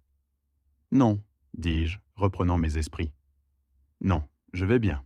C'est bon. » Carolina s'approcha lentement, comme si chaque pas était une épreuve. « Gabriel, bonjour » dit-elle, sa voix hésitante, presque un murmure. « Bonjour Carolina » répondis-je, essayant de paraître aussi naturel que possible. « Comment vas-tu ?»« Bien. »« Très bien Carolina » ajoutai-je, ma voix plus assurée. Elle, c'est Valéria, ma petite amie. Les deux femmes se firent face, se jaugeant mutuellement. Ce n'était pas de l'hostilité que je percevais dans leurs regards, mais plutôt une curiosité prudente, une analyse silencieuse. « Enchantée » dit Valéria poliment, tendant la main. « De même » répondit Carolina, sa poignée de main brève. « Gabriel, tu as l'air heureux. »« Je le suis » confirmai-je, un sourire sincère. « Je suis contente pour toi. Vraiment, je suis contente. » Un silence inconfortable s'installa, pesant entre nous trois. Je sentis le besoin de briser la glace. « Et toi, comment vas-tu » demandai-je finalement, ma voix adoucie par une pointe de compassion. Elle haussa les épaules, un geste las. « Je survis » répondit-elle, un sourire triste aux lèvres. « Je travaille dans un bureau administratif. Rien de très passionnant, tu sais. Je vis toujours chez mes parents, seul. Mais je vais bien, Gabriel. Vraiment, je vais bien. » Elle prit une profonde inspiration, son regard se posant sur moi avec une intensité nouvelle. « Je sais que c'est étrange, Gabriel, mais pourrais-je te parler juste une minute, seul à seul ?» Je tournai mon regard vers Valéria, cherchant son approbation. Elle comprit immédiatement la situation et hocha la tête, un signe discret de confiance. « Je t'attends sur ce banc là-bas », dit-elle en désignant un siège un peu plus loin, me laissant l'espace nécessaire. Carolina et moi nous éloignâmes de la foule, marchant côte à côte vers une zone moins fréquentée de la place, le bruit des conversations et des musiques de Noël s'estompant légèrement. « De quoi voulais-tu parler, Carolina » demandai-je, ma voix neutre. Elle s'arrêta, se tournant pour me faire face, ses mains jointes devant elle. « Je voulais m'excuser, Gabriel. Appropriément cette fois. Pas par message, pas par lettre, mais en personne, face à face. » Elle marqua une pause, ses yeux cherchant les miens. « Je sais que je me suis déjà excusé plusieurs fois. Je le sais. Mais je n'ai jamais eu l'impression que tu l'acceptais vraiment. Et j'ai vraiment besoin que tu saches que je comprends. Je comprends exactement ce que j'ai fait, l'ampleur du mal que j'ai causé, les vies que j'ai affectées, la tienne, celle de mes parents, la mienne. » Je l'écoutais attentivement, mon expression impassible. « D'accord, j'écoute », dis-je simplement, l'invitant à continuer. « J'ai suivi une thérapie pendant 2 ans, » commença-t-elle, sa voix plus ferme, travaillant sur moi-même, essayant de comprendre. Et ma thérapeute m'a aidé à voir que ce que j'ai fait n'était pas seulement une trahison, Gabriel. C'était de la lâcheté. Au lieu de communiquer, d'exprimer ce qui manquait, ce qui n'allait pas dans notre mariage, j'ai cherché une échappatoire. J'ai pris le chemin le plus facile, le plus lâche. Ses yeux se remplirent d'une tristesse profonde. Et maintenant je comprends que ce n'est pas toi qui manquais de quelque chose. C'est moi. C'est moi qui manquais de maturité, de courage pour affronter les problèmes, de capacité à communiquer ouvertement au lieu de fuir la réalité. J'apprécie ton honnêteté, Carolina, dis-je, sentant une légère ouverture en moi. Son regard devint suppliant. Gabriel, un jour pourras-tu me pardonner? Me pardonner vraiment, du fond du cœur? Je réfléchis attentivement, pesant mes mots. Le silence de la place, malgré la foule, semblait s'intensifier autour de nous. Carolina, commençai-je, ma voix douce mais ferme, je t'ai déjà pardonné il y a longtemps. Parce que garder de la rancœur, nourrir cette colère, me faisait plus de mal à moi qu'à toi. C'était un poids que je ne voulais plus porter. Je la regardai droit dans les yeux. Mais pardonner ne signifie pas oublier. Et cela ne signifie pas non plus se réconcilier au sens où tu l'entends. Cela signifie simplement lâcher le poids de la colère, se libérer de l'amertume. Alors tu ne me détestes pas? Demanda-t-elle, une lueur d'espoir dans les yeux. Non, je ne te déteste pas, répondis-je, ma voix dénuée de toute animosité. Je te plains, Carolina. Je te plains parce que tu as détruit quelque chose de bon, de solide, pour quelque chose de temporaire, d'éphémère. Et tu dois vivre avec les conséquences de ce choix. Des larmes commencèrent à couler sur son visage, traçant des sillons sur sa peau pâle. Elle ne tenta pas de les retenir. Chaque jour, Gabriel, dit-elle, sa voix brisée par l'émotion. Chaque jour, je vis avec ce regret. C'est un fardeau constant. Je suis sincèrement désolé pour toi, dis-je, sentant une vague de tristesse m'envahir. Elle essuya ses larmes du revers de la main. Valéria est bonne avec toi, très bonne. Elle est tout ce que je n'ai pas été dans les derniers mois de notre mariage. Un sourire amer traversa son visage. Je suis contente pour toi. Tu mérites cela. Tu l'as toujours mérité. Toi aussi, tu mérites le bonheur, Carolina, dis-je, mon ton empreint d'une sincère bienveillance. Mais avant tout, tu dois te pardonner à toi-même. Elle me regarda, désespérée. Comment? Comment pardonner quelque chose d'aussi horrible, d'aussi destructeur? Avec du temps, expliquai-je doucement, avec un travail acharné sur toi-même, avec l'acceptation que tu as commis une erreur grave, une faute lourde de conséquences. Mais cette erreur ne te définit pas pour toujours. Tu peux être meilleur, tu peux changer. Ses yeux s'illuminèrent d'une lueur fragile. Tu crois ça? Que je peux être meilleur? Oui, répondis-je avec conviction. Je le crois. Si tu fais le travail, si tu apprends, si tu grandis, dis-je, ma voix s'éteignant dans l'air lourd de la pièce. Nous restâmes là, immobiles, plongés dans un silence qui en disait plus long que n'importe quelle tirade. Le temps semblait suspendu, et l'écho de nos dernières paroles flottait encore entre nous, imprégné d'une mélancolie douce amère. Deux êtres qui s'étaient jadis aimés avec une intensité dévorante se tenaient désormais face à face, reconnaissant sans un mot que leur chemin s'était irrémédiablement et définitivement séparé. Une compréhension tacite, lourde de regrets mais aussi de soulagement, s'installa entre nous, marquant la fin d'une ère. Merci, murmura-t-elle finalement, sa voix à peine audible, les yeux rougis mais le regard un peu plus apaisé. Merci de ne pas m'avoir haï, de ne pas m'avoir complètement détruite quand tu en avais le pouvoir. Te détruire ne m'aurait pas guéri. Je le sais maintenant. Elle marqua une pause, cherchant ses mots avec effort. Tu es une meilleure personne que moi? Je secouai légèrement la tête, un sourire ténu aux lèvres. Non, je suis juste une personne qui a appris à lâcher prise, Carolina, à comprendre que la rancune est un poison qui ne blesse que celui qui le boit. Un soupir lui échappa, lourd de son propre cheminement. Peut-être pourrons-nous être amis un jour? Peut-être, quand nous aurons tous les deux complètement guéris de nos blessures, quand le temps aura fait son œuvre et que les ombres du passé se seront dissipées.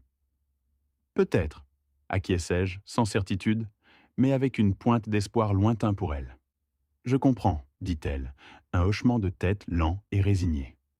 Bien, je te laisse retourner auprès de Valéria. Prenez soin de vous. Elle me regarda une dernière fois, un mélange de regret et de soulagement dans ses yeux, avant de détourner le regard. Toi aussi, prends soin de toi, Gabriel. Je retournai auprès de Valéria, qui m'attendait un peu à l'écart, son visage empreint d'une inquiétude discrète. Elle me scruta attentivement, ses yeux cherchant à décrypter les moindres indices sur mon visage, la tension de mes épaules. Tu vas bien demanda-t-elle doucement, sa main effleurant mon bras avec une tendresse infinie. Oui, répondis-je, un soupir profond s'échappant de ma poitrine, comme si un poids immense venait de s'envoler. Juste une clôture, une vraie clôture, cette fois, définitive.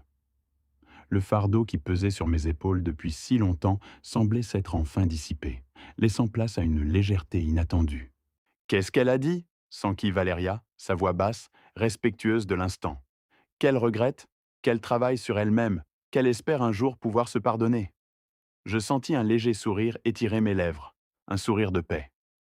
Et toi, qu'est-ce que tu ressens demanda-t-elle, son regard doux posé sur le mien. La paix. Enfin, une paix complète et absolue. C'était une sensation nouvelle, libératrice, comme si une vieille plaie s'était enfin refermée, laissant derrière elle une cicatrice apaisée. Valéria prit ma main dans la sienne, sa chaleur réconfortante se répandant dans mes doigts, ancrant ma nouvelle sérénité. Je suis fière de toi, dit-elle, son regard rempli d'admiration et d'amour. Peu de gens seraient capables d'affronter leur ex avec autant de dignité et de grâce après tout ce que tu as traversé. Je serrai sa main en retour, reconnaissant sa compréhension. J'ai appris que la vengeance n'apporte pas la paix. Seule la clôture le fait. Je réfléchis un instant, repensant à l'épisode douloureux de l'hôtel.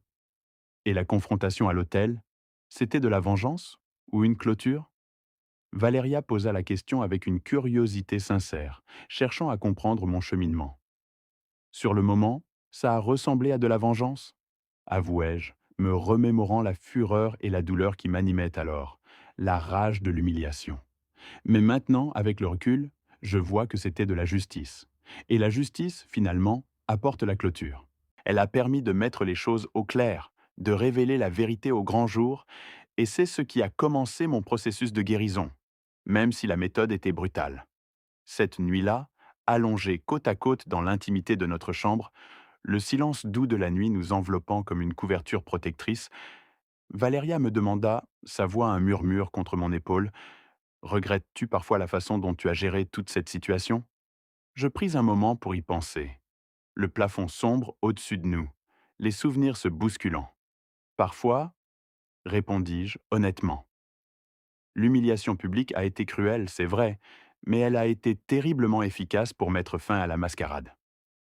Valéria caressa mon bras d'un geste apaisant. Oui, mais une cruauté efficace reste de la cruauté, Gabriel. Elle avait raison, et je le savais au fond de moi. Le ferais-tu différemment si tu pouvais revenir en arrière? J'hésitais, pesant chaque mot. Honnêtement, je ne sais pas. Peut-être l'aurais-je confrontée en privé d'abord, lui donnant l'occasion de confesser d'elle-même.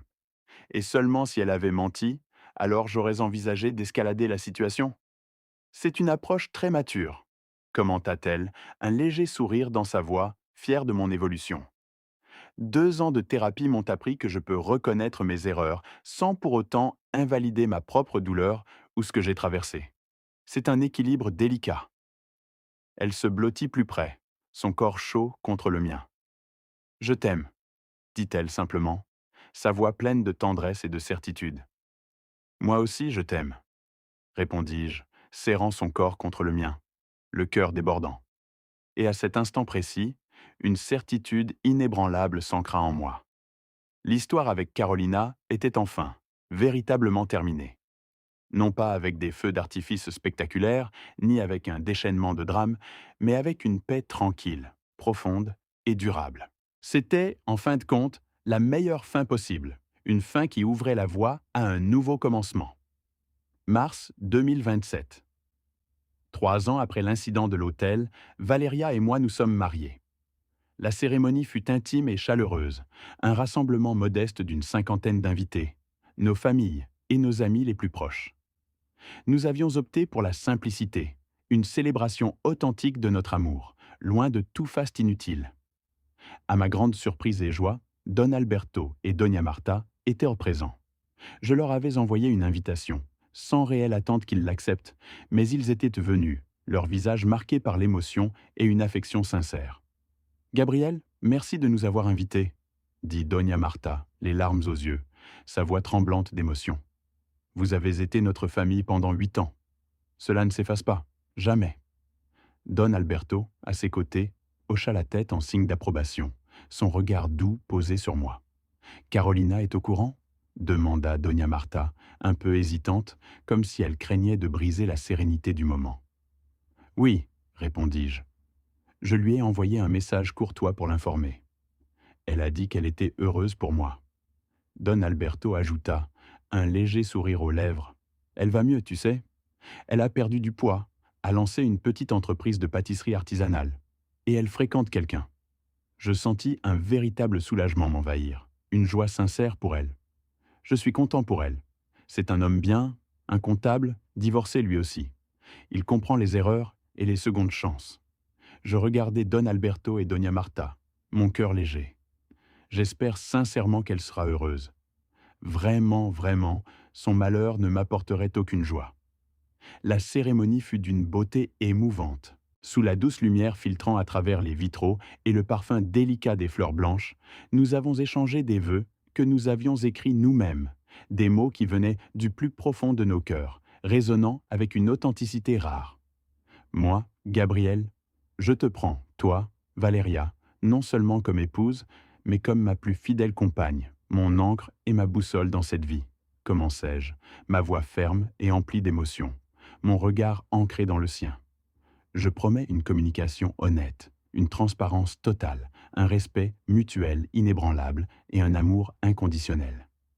Je promets de ne jamais te donner de raison de douter et de construire avec toi quelque chose que nous protégerons tous les deux avec une ferveur farouche, un sanctuaire de confiance et de joie.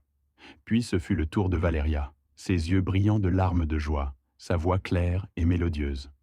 Moi, Valéria, je te prends, toi, Gabriel, avec toutes tes cicatrices, avec tout ton passé, avec toute ta force et ta résilience.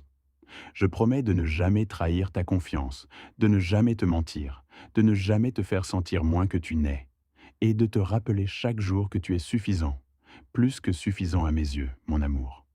Il n'y eut pas un seul œil sec parmi l'assemblée.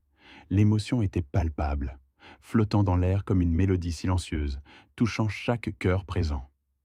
À la réception, dans l'ambiance joyeuse et animée, les rires et les conversations emplissant la salle décorée avec goût, mon meilleur ami Roberto, le verre à la main, prononça un discours touchant et sincère. « J'ai rencontré Gabriel il y a 10 ans, commença-t-il, sa voix résonnant légèrement dans la salle, captant l'attention de tous. J'ai été témoin de son mariage avec Carolina, des bons moments, et malheureusement, des mauvais. J'ai vu comment cette trahison a failli le détruire, le briser en 1000 morceaux, le laisser à terre. Mais j'ai aussi vu comment il s'est relevé, comment il a guéri, comment il a appris de ses épreuves, transformant sa douleur en sagesse. Et maintenant, je vois comment il aime, d'un amour plus profond, plus mature, plus lumineux. Il leva son verre, un sourire chaleureux éclairant son visage. Avec Valéria, il n'a pas seulement trouvé une nouvelle partenaire de vie, il a trouvé une nouvelle version de lui-même, une version meilleure, plus sage, plus forte, plus complète. Je lève mon verre à Gabriel et Valéria. Que leur amour soit une forteresse inébranlable, qu'ils survivent à toutes les tempêtes et qu'ils grandissent chaque jour, plus beau et plus profond. Tous les invités levèrent leurs verres en un cœur joyeux, le tintement cristallin emplissant la pièce d'une douce symphonie de bonheur. Pendant que nous dansions lentement, nos corps se mouvant en parfaite harmonie sur une mélodie douce et romantique, Valéria me murmura à l'oreille, son souffle chaud contre ma peau. « Je suis heureuse, Gabriel. Plus heureuse que je n'aurais jamais cru possible. » Ses yeux pétillaient de joie, reflétant les lumières tamisées de la salle. « Je pense à ton premier mariage, et je ne peux que remercier qu'il se soit terminé, car c'est ce qui m'a mené à toi. » « C'est une perspective magnifique, » répondis-je, serrant sa main, le cœur gonflé d'amour. « C'est la vérité. Si Carolina ne m'avait pas trompé, nous serions peut-être encore mariés, misérables, remplis de ressentiments, mais mariés. Et je ne t'aurais jamais rencontré, jamais connu cette joie. » Un sourire ironique se dessina sur mes lèvres, une pensée presque absurde. Alors, d'une certaine manière, nous lui devons une forme de gratitude. D'une certaine manière, oui, même si je ne le lui dirai jamais. Nous avons ri doucement, un rire partagé, léger et plein de complicité, au milieu de la piste de danse, nos cœurs battant à l'unisson. Notre lune de miel en Italie fut un enchantement absolu. 2 semaines passées, rien que nous deux, loin de toute distraction, sous le soleil méditerranéen, explorant des villes historiques et des paysages à couper le souffle. Les saveurs exquises de la cuisine italienne, la beauté des œuvres d'art et la simple joie d'être ensemble ont créé une bulle de bonheur pure et inaltérable. Et durant ces 2 semaines idylliques, j'ai enfin, complètement et définitivement, lâché prise sur le passé. Carolina était un chapitre clos, une leçon apprise, une cicatrice désormais entièrement guérie, ne laissant qu'un souvenir lointain. Valeria, elle, était mon présent, mon futur, mon tout. Elle était la promesse d'une vie nouvelle, lumineuse et pleine de sens, une toile vierge sur laquelle nous allions peindre notre bonheur. Décembre 2029. 5 ans après l'épisode de l'hôtel, Valeria et moi avons célébré Noël dans notre maison, baignés par la douce lumière des guirlandes et l'odeur réconfortante du sapin, avec notre fils Matteo, alors âgé d'1 an. C'était une vie parfaite, non pas exempte de défis ou de petites difficultés quotidiennes, car aucune vie ne l'est, mais une vie sans trahison, sans mensonge, sans drame inutile. Une vie construite sur la confiance, le respect mutuel et un amour inconditionnel. Un après-midi, alors que Matteo faisait sa sieste paisiblement et que Valeria lisait à mes côtés, je reçus un message inattendu de Carolina. Mon cœur a eu un léger sursaut, mais sans l'angoisse d'autrefois, juste une légère curiosité.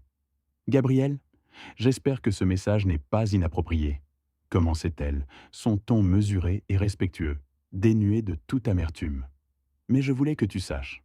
Je me marie en février avec Andrés, le comptable dont mes parents t'avaient reparlé. C'est un homme bon, patient, compréhensif. Il m'a beaucoup aidé à guérir et à retrouver ma voix. » Je sentis un sourire sincère s'épanouir sur mon visage, un sentiment de plénitude. « Je n'attends pas de réponse, » poursuivait-elle. « Je voulais juste que tu saches que j'ai enfin trouvé la paix, moi aussi. » C'était la dernière pièce du puzzle, la confirmation que tout était vraiment à sa place, que le cercle était enfin bouclé pour nous deux.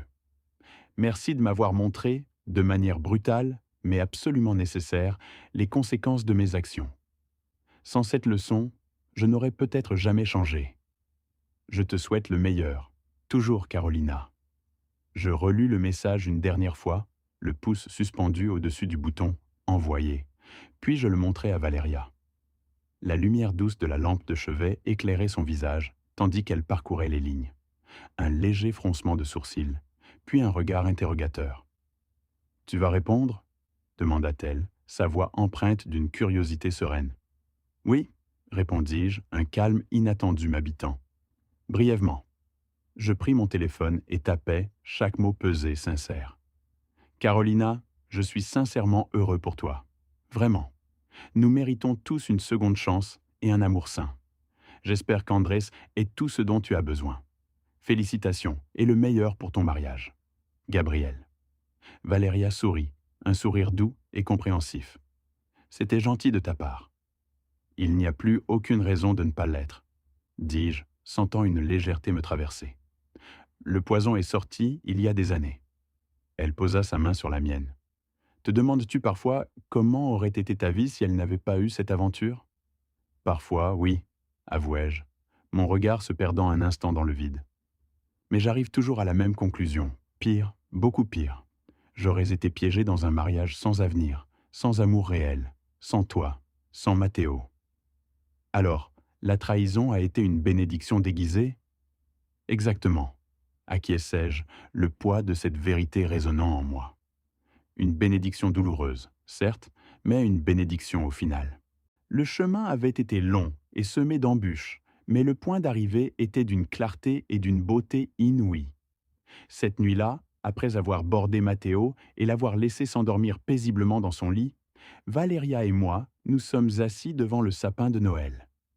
La pièce était plongée dans une obscurité douce, seulement brisée par les guirlandes scintillantes qui projetaient des reflets colorés sur les murs. L'air était imprégné du parfum résineux du pain et d'une chaleur réconfortante. Tu es heureux? Demanda Valéria, la même question qu'elle me posait souvent, comme pour s'assurer que notre bonheur était toujours aussi palpable. Complètement, répondis-je, ma voix pleine d'une émotion que les mots peinaient à contenir, plus que les mots ne peuvent l'exprimer. Je la serrai un peu plus fort. Tu sais ce qui est le plus ironique dans tout ça? Quoi? Si je pouvais revenir 5 ans en arrière et changer quelque chose, je ne changerais rien. Pas même la trahison. Pas même ça. Parce que cette douleur m'a mené ici, à toi, à Matteo, à cette vie que nous avons construite. Et je ne changerai cette vie pour rien au monde. Nous nous sommes embrassés sous les lumières douces de l'arbre de Noël. Dans ce moment suspendu, en réfléchissant à ces 5 années de voyage, de la chambre d'hôtel à cet instant présent, de la trahison à l'amour véritable, j'ai compris quelque chose de profond. Les pires expériences peuvent te mener aux meilleures destinations. La douleur la plus profonde peut t'enseigner les leçons les plus précieuses. Et la vengeance, lorsqu'elle se transforme en justice et finalement en guérison, peut te libérer complètement. Carolina avait détruit notre mariage, mais ce faisant, elle m'avait involontairement offert un cadeau inestimable, l'opportunité de trouver un amour réel, authentique et durable. Et pour cela, étrangement, j'étais reconnaissant. Non pas pour la trahison elle-même, mais pour y avoir survécu, pour en avoir grandi, pour avoir trouvé quelque chose d'infiniment meilleur de l'autre côté. Février 2030. 1 mois après le message de Carolina, une invitation physique à son mariage arriva par la poste. Valéria la vit en premier, la sortant de l'enveloppe avec une expression de surprise. « Sérieusement, elle t'a invité ?» Ses yeux clairs se posèrent sur moi. « Apparemment, tu vas y aller. » Je pris l'invitation, le papier épais entre mes doigts, et la regardai attentivement. « Tu penses que je devrais ?» Valéria haussa les épaules avec douceur. « Je pense que c'est ta décision, mais si tu y vas, j'irai avec toi. » Je réfléchis longuement. Quel but y aurait-il à assister au mariage de mon ex-femme? Une part de moi hésitait, craignant une résurgence d'anciennes émotions. Mais une autre part, plus sereine, sentait qu'il y avait peut-être une signification à cela. Je décidai d'appeler Don Alberto. « As-tu vu l'invitation ?» demandai-je dès qu'il décrocha. « Oui, » répondit-il, sa voix calme et posée. « Carolina nous a demandé si nous pensions qu'elle devait t'inviter. Nous lui avons dit que c'était sa décision. Tu penses que je devrais y aller ? Je pense que ce serait un geste de clôture, Gabriel. Une façon de démontrer que vous avez tous les deux guéri, que vous pouvez exister dans le même espace sans drame. » Il marqua une pause. « Et si c'est inconfortable ? Probablement que ça le sera, oui, mais l'inconfort temporaire peut apporter une paix permanente. » Ces mots résonnèrent en moi. La paix permanente. C'était ce que je cherchais, ce que nous avions tous cherché. Je décidai d'y aller avec Valéria, mais avec une limite claire. 2 heures, juste pour la cérémonie et les félicitations, sans rester pour la réception. Le jour du mariage arriva, un samedi ensoleillé et frais. L'église était petite, intime, décorée avec une simplicité élégante qui reflétait une certaine maturité. Des bouquets de fleurs blanches ornaient les bancs, et une lumière douce filtrait à travers les vitraux. Nous nous sommes assis discrètement à l'arrière, observant l'assemblée se remplir. Carolina apparut, rayonnante, vêtue d'une robe simple mais raffinée. Elle semblait heureuse, différente, plus mûre, plus en paix avec elle-même. Son sourire était authentique, sans l'ombre de la nervosité ou de l'amertume que j'avais pu connaître. Andrés était exactement comme Don Alberto l'avait décrit. Un comptable tranquille, à l'allure posée, divorcé, père de 2 filles. Il dégageait une aura de stabilité et de gentillesse. Nous avons observé la cérémonie, le cœur léger. Carolina et Andrés échangèrent des vœux honnêtes, empreints d'une sagesse acquise par l'expérience. Moi, Carolina, je viens à ce mariage avec mes erreurs passées et les leçons que j'en ai tirées. Je promets de ne jamais répéter ces erreurs. Je promets la communication, la fidélité, le respect et de construire avec toi quelque chose que je protégerai de tout ce que je suis. Moi, Andrés, je viens aussi avec un passé imparfait. Je promets de ne pas te juger pour tes erreurs. Je promets de te donner l'espace nécessaire pour grandir. Et je promets de t'aimer non pas pour qui tu as été, mais pour qui tu es maintenant. Les vœux étaient magnifiques, honnêtes, réels. Ils résonnaient avec une vérité profonde, une acceptation mutuelle des imperfections et un engagement envers l'avenir. Après la cérémonie, alors que les invités commençaient à se disperser, Carolina nous aperçut. Son regard s'éclaira d'une surprise sincère, puis d'un sourire chaleureux. Elle s'approcha de nous, sa robe bruissant légèrement. Vous êtes venu? Je ne pensais pas que vous viendriez. Nous voulions te soutenir, dit Valeria gentiment, sa voix douce et apaisante. Merci à vous deux, répondit Carolina, son regard balayant nos visages. Gabriel, puis-je te présenter Andrés? Bien sûr, dis-je, un léger sourire aux lèvres. Andrés s'approcha, sa démarche calme. Nous nous sommes serrés la main, un contact ferme et respectueux. Gabriel, j'ai beaucoup entendu parler de toi. J'espère que pas en mal, plaisantai-je, sentant une tension légère se dissiper. Non, Carolina a été honnête surtout. Ses erreurs, ta dignité, le processus complet. J'apprécie l'honnêteté. Il me regarda droit dans les yeux. Gabriel, je veux que tu saches, je ne vais jamais rivaliser avec ton souvenir ou comparer. Carolina et moi construisons quelque chose de nouveau, basé sur qui nous sommes maintenant. C'est exactement ce qu'il faut faire, affirmai-je, sentant une profonde estime pour cet homme. Carolina nous regarda tous les deux, Valeria et moi, un regard empreint de mélancolie et de compréhension. Vous avez l'air complet, comme nous aurions dû l'être toi et moi, mais nous ne l'avons jamais été. Toi et Andrés avez l'air pareil, répondit Valeria, un sourire encourageant sur les lèvres. Merci, dit Carolina, visiblement touchée. Ça signifie beaucoup. Il y eut un moment de silence, non pas gênant, mais empli d'une sorte de plénitude, comme si toutes les pièces d'un puzzle complexe venaient de trouver leur place. Bien, dit Andrés, rompant le silence avec un sourire. Nous allons retourner auprès des invités. Merci d'être venus. Félicitations, dîmes-nous à l'unisson, un sentiment de paix nous enveloppant. Nous sommes sortis de l'église, le soleil de l'après-midi filtrant à travers les arbres, et avons roulé tranquillement vers la maison. Le silence dans la voiture était confortable, rempli de pensées inarticulées. « Comment te sens-tu » demanda Valeria, sa main se posant sur ma cuisse. « Étrangement en paix » répondis-je, le regard fixé sur la route. Comme si je fermais un chapitre que je pensais déjà clos, mais qui avait apparemment besoin d'une page de plus pour être vraiment terminé. « Tu penses qu'elle est heureuse ?»« Je crois qu'elle est en chemin, » dis-je, une légère satisfaction dans la voix. « Et c'est suffisant. » Je tournai la tête vers elle. « Toi, tu es heureuse ? Complètement ? Avec toi, avec Mathéo, avec notre vie ?» Son sourire fut ma réponse.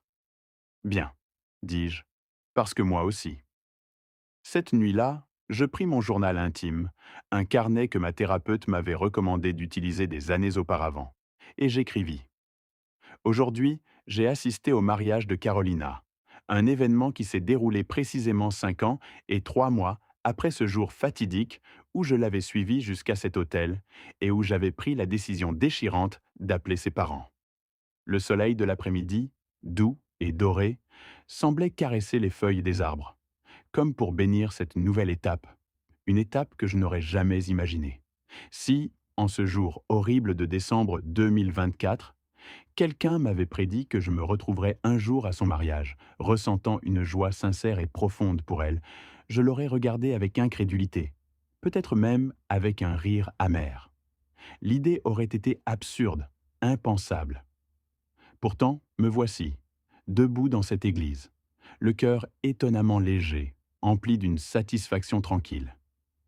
Je suis heureux pour elle, oui, mais aussi profondément heureux pour moi-même, et pour la manière dont chaque pièce de ce puzzle complexe a finalement trouvé sa place, menant à cette issue inattendue, mais tellement juste.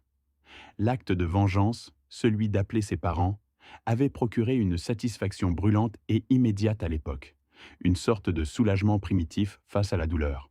C'était une flamme vive, mais éphémère. La véritable, la profonde satisfaction, celle qui imprègne l'âme, n'est venue que bien des années plus tard, lorsque nous avons tous deux entamé notre propre chemin de guérison, chacun de notre côté. C'est en trouvant chacun une nouvelle forme de bonheur, une sérénité inattendue, que j'ai enfin compris la distinction fondamentale entre la justice et la vengeance. La justice, je l'ai appris, aspire à l'équilibre, à la restauration d'un certain ordre, tandis que la vengeance ne cherche qu'à infliger de la douleur, à perpétuer le cycle de la souffrance. Mon intention, au fond, avait été de chercher la justice. Carolina devait faire face aux conséquences de ses actes, ses parents méritaient de connaître la vérité. Aussi brutale fut-elle, et moi, je méritais une forme de validation, une reconnaissance de ma douleur. Mais au-delà de la justice, il y a une responsabilité encore plus grande, celle de guérir. On ne peut pas, on ne doit pas s'enfermer dans une colère permanente, car elle consume de l'intérieur. Carolina a guéri, et moi aussi, j'ai trouvé mon propre chemin vers la guérison. Aujourd'hui, nous sommes tous deux des versions améliorées de nous-mêmes, non pas grâce à la trahison, mais bien malgré elle. C'est là, dans cette résilience, dans cette capacité à se reconstruire, que réside le véritable triomphe, une victoire silencieuse sur les ombres du passé. Avec un soupir léger, je refermai le journal intime, le cuir usé et les pages remplies de mon écriture serrée. Le claquement doux du carnet qui se refermait résonna comme un point final, un acte définitif, scellant ce chapitre pour toujours. C'était un geste simple, mais chargé de sens, une libération. Aujourd'hui, assis dans le calme relatif de mon bureau à la maison, le doux cliquetis des blocs de Matteo résonnant depuis le salon, tandis que Valéria s'affairait en cuisine, préparant le dîner avec une mélodie légère, je me suis plongé dans une profonde réflexion. Mon esprit a retracé l'intégralité de ce voyage, depuis ce moment glaçant où j'avais suivi Carolina à l'hôtel, jusqu'à l'instant où je l'ai vue épouser un autre homme. C'était un cheminement incroyable, une transition d'une dévastation totale à une plénitude et un bonheur complet. Ce fut, sans aucun doute, un voyage extraordinaire, parsemé d'épreuves et de révélations. Je me suis demandé si je regrettais d'avoir appelé ses parents. La réponse n'était pas simple. Par moments, je reconnaissais que mon acte avait été cruel, froidement calculé, conçu pour maximiser l'humiliation et la douleur. C'était une arme à double tranchant. Pourtant, il avait aussi été d'une efficacité redoutable, indéniable, et, d'une certaine manière, juste. La question persistait, lancinante. Le referai-je? Honnêtement, je ne savais pas. Avec la maturité et la perspective que j'avais acquise au fil des ans, je pense que j'aurais peut-être géré la situation différemment. Une confrontation privée d'abord, pour tenter de comprendre, de chercher une explication et n'escalader la situation qu'en cas de mensonge ou de déni. Mais le passé est immuable. Je ne peux pas le changer, seulement en tirer des leçons précieuses. Les leçons que j'ai tirées de cette épreuve furent nombreuses et profondes. Premièrement, faire confiance à ses instincts. Si quelque chose semble faux, si une intuition vous ronge, il y a de fortes chances qu'elle soit fondée. Mon corps et mon esprit avaient de sonner l'alarme bien avant que les faits ne soient révélés. Deuxièmement, la vérité finit toujours par éclater. Carolina n'aurait pas pu cacher son aventure indéfiniment. La vérité a une manière implacable de se frayer un chemin à la lumière. Troisièmement, la distinction entre justice et vengeance. La ligne est ténue, presque invisible par moments. J'ai sans doute franchi cette ligne, mais paradoxalement, cela a aussi apporté une forme de clôture, une fin nette à l'incertitude. Quatrièmement, le pardon est un cadeau que l'on se fait à soi-même, pas à l'autre.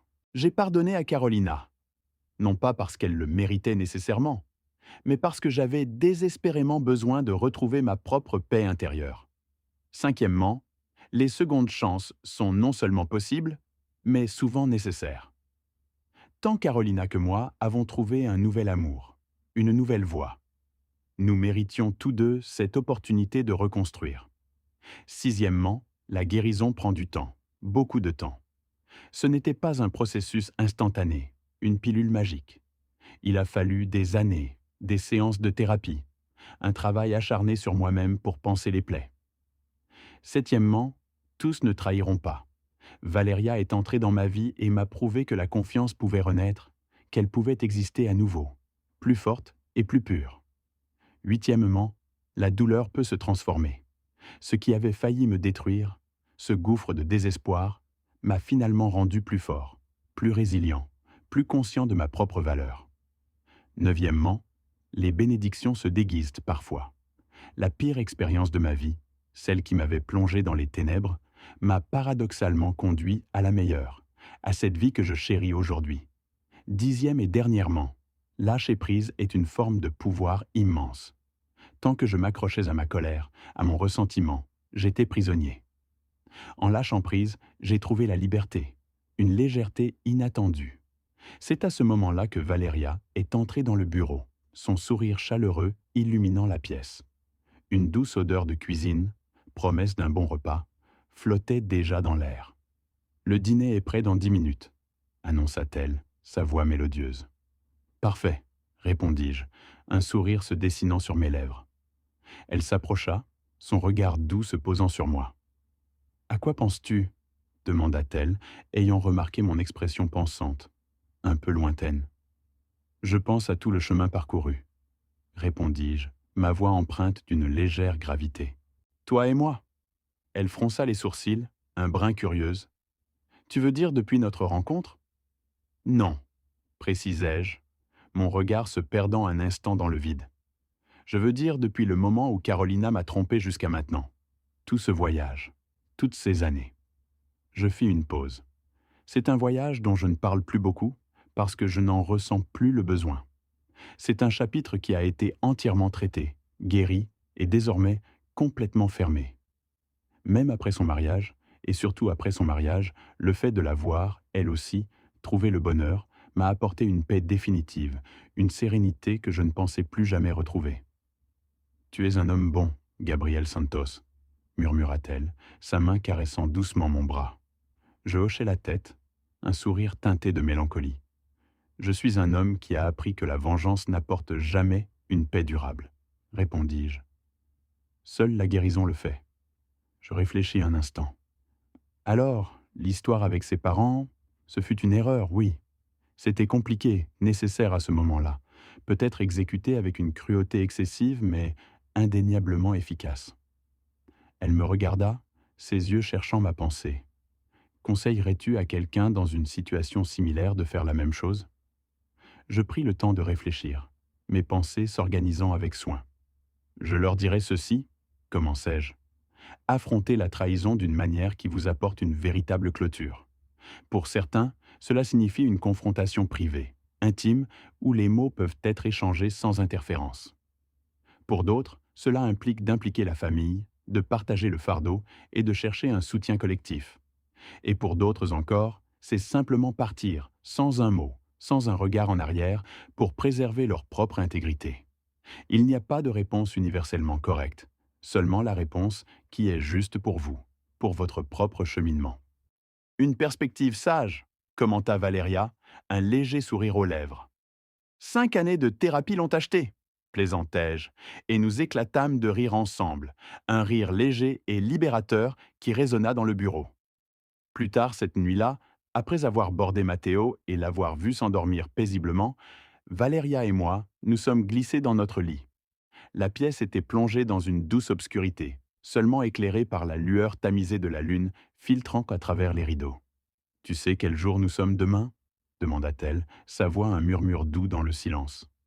Je réfléchis un instant, mon esprit un peu embrumé par la fatigue. « Vendredi » répondis-je. « Le 4 décembre, si je ne me trompe pas. » Puis, une réalisation me frappa. « Oh, c'est exact, c'est le jour, il y a exactement 5 ans, depuis l'hôtel. » L'information était là, mais elle ne portait plus le même poids. « Tu veux faire quelque chose de spécial ?» suggéra-t-elle, sa main caressant mon bras. « Commémorer ?» Je secouai doucement la tête. « Non, dis-je, ma voix ferme, mais douce. Il n'y a rien à commémorer. C'est juste un autre jour, un jour comme les autres. » Un sourire se dessina sur ses lèvres dans l'obscurité. « Ça, c'est de la croissance, » dit-elle, une pointe de fierté dans la voix. « Qu'est-ce que tu veux dire ?»« Il y a 2 ans, ce jour t'aurait profondément affecté, » expliqua-t-elle. « Tu serais devenu pensif, mélancolique, peut-être même un peu sombre. Maintenant, tu ne t'en es même pas souvenu. » Elle avait raison. Une vague de soulagement me submergea. « Je suppose que j'ai finalement lâché prise ?» Complètement, murmurai-je. Et comment ça fait?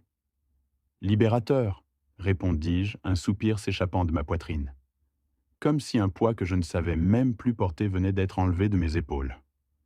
Je t'aime, dit-elle simplement, sa voix pleine d'une tendresse infinie.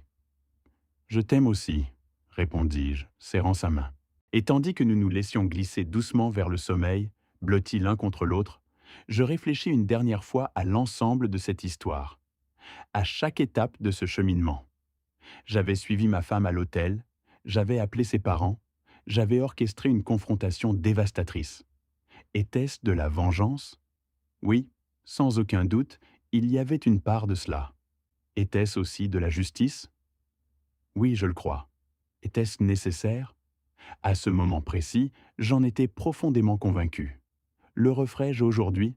Je n'en suis plus si certain. Mais une chose, une seule chose, est absolument certaine. Ce jour horrible, ce point de rupture, a marqué le début d'un voyage de guérison inattendu et complexe.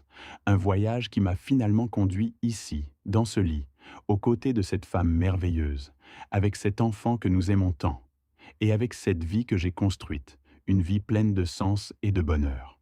Et c'est pourquoi, étrangement et de manière inopinée, je suis aujourd'hui profondément reconnaissant.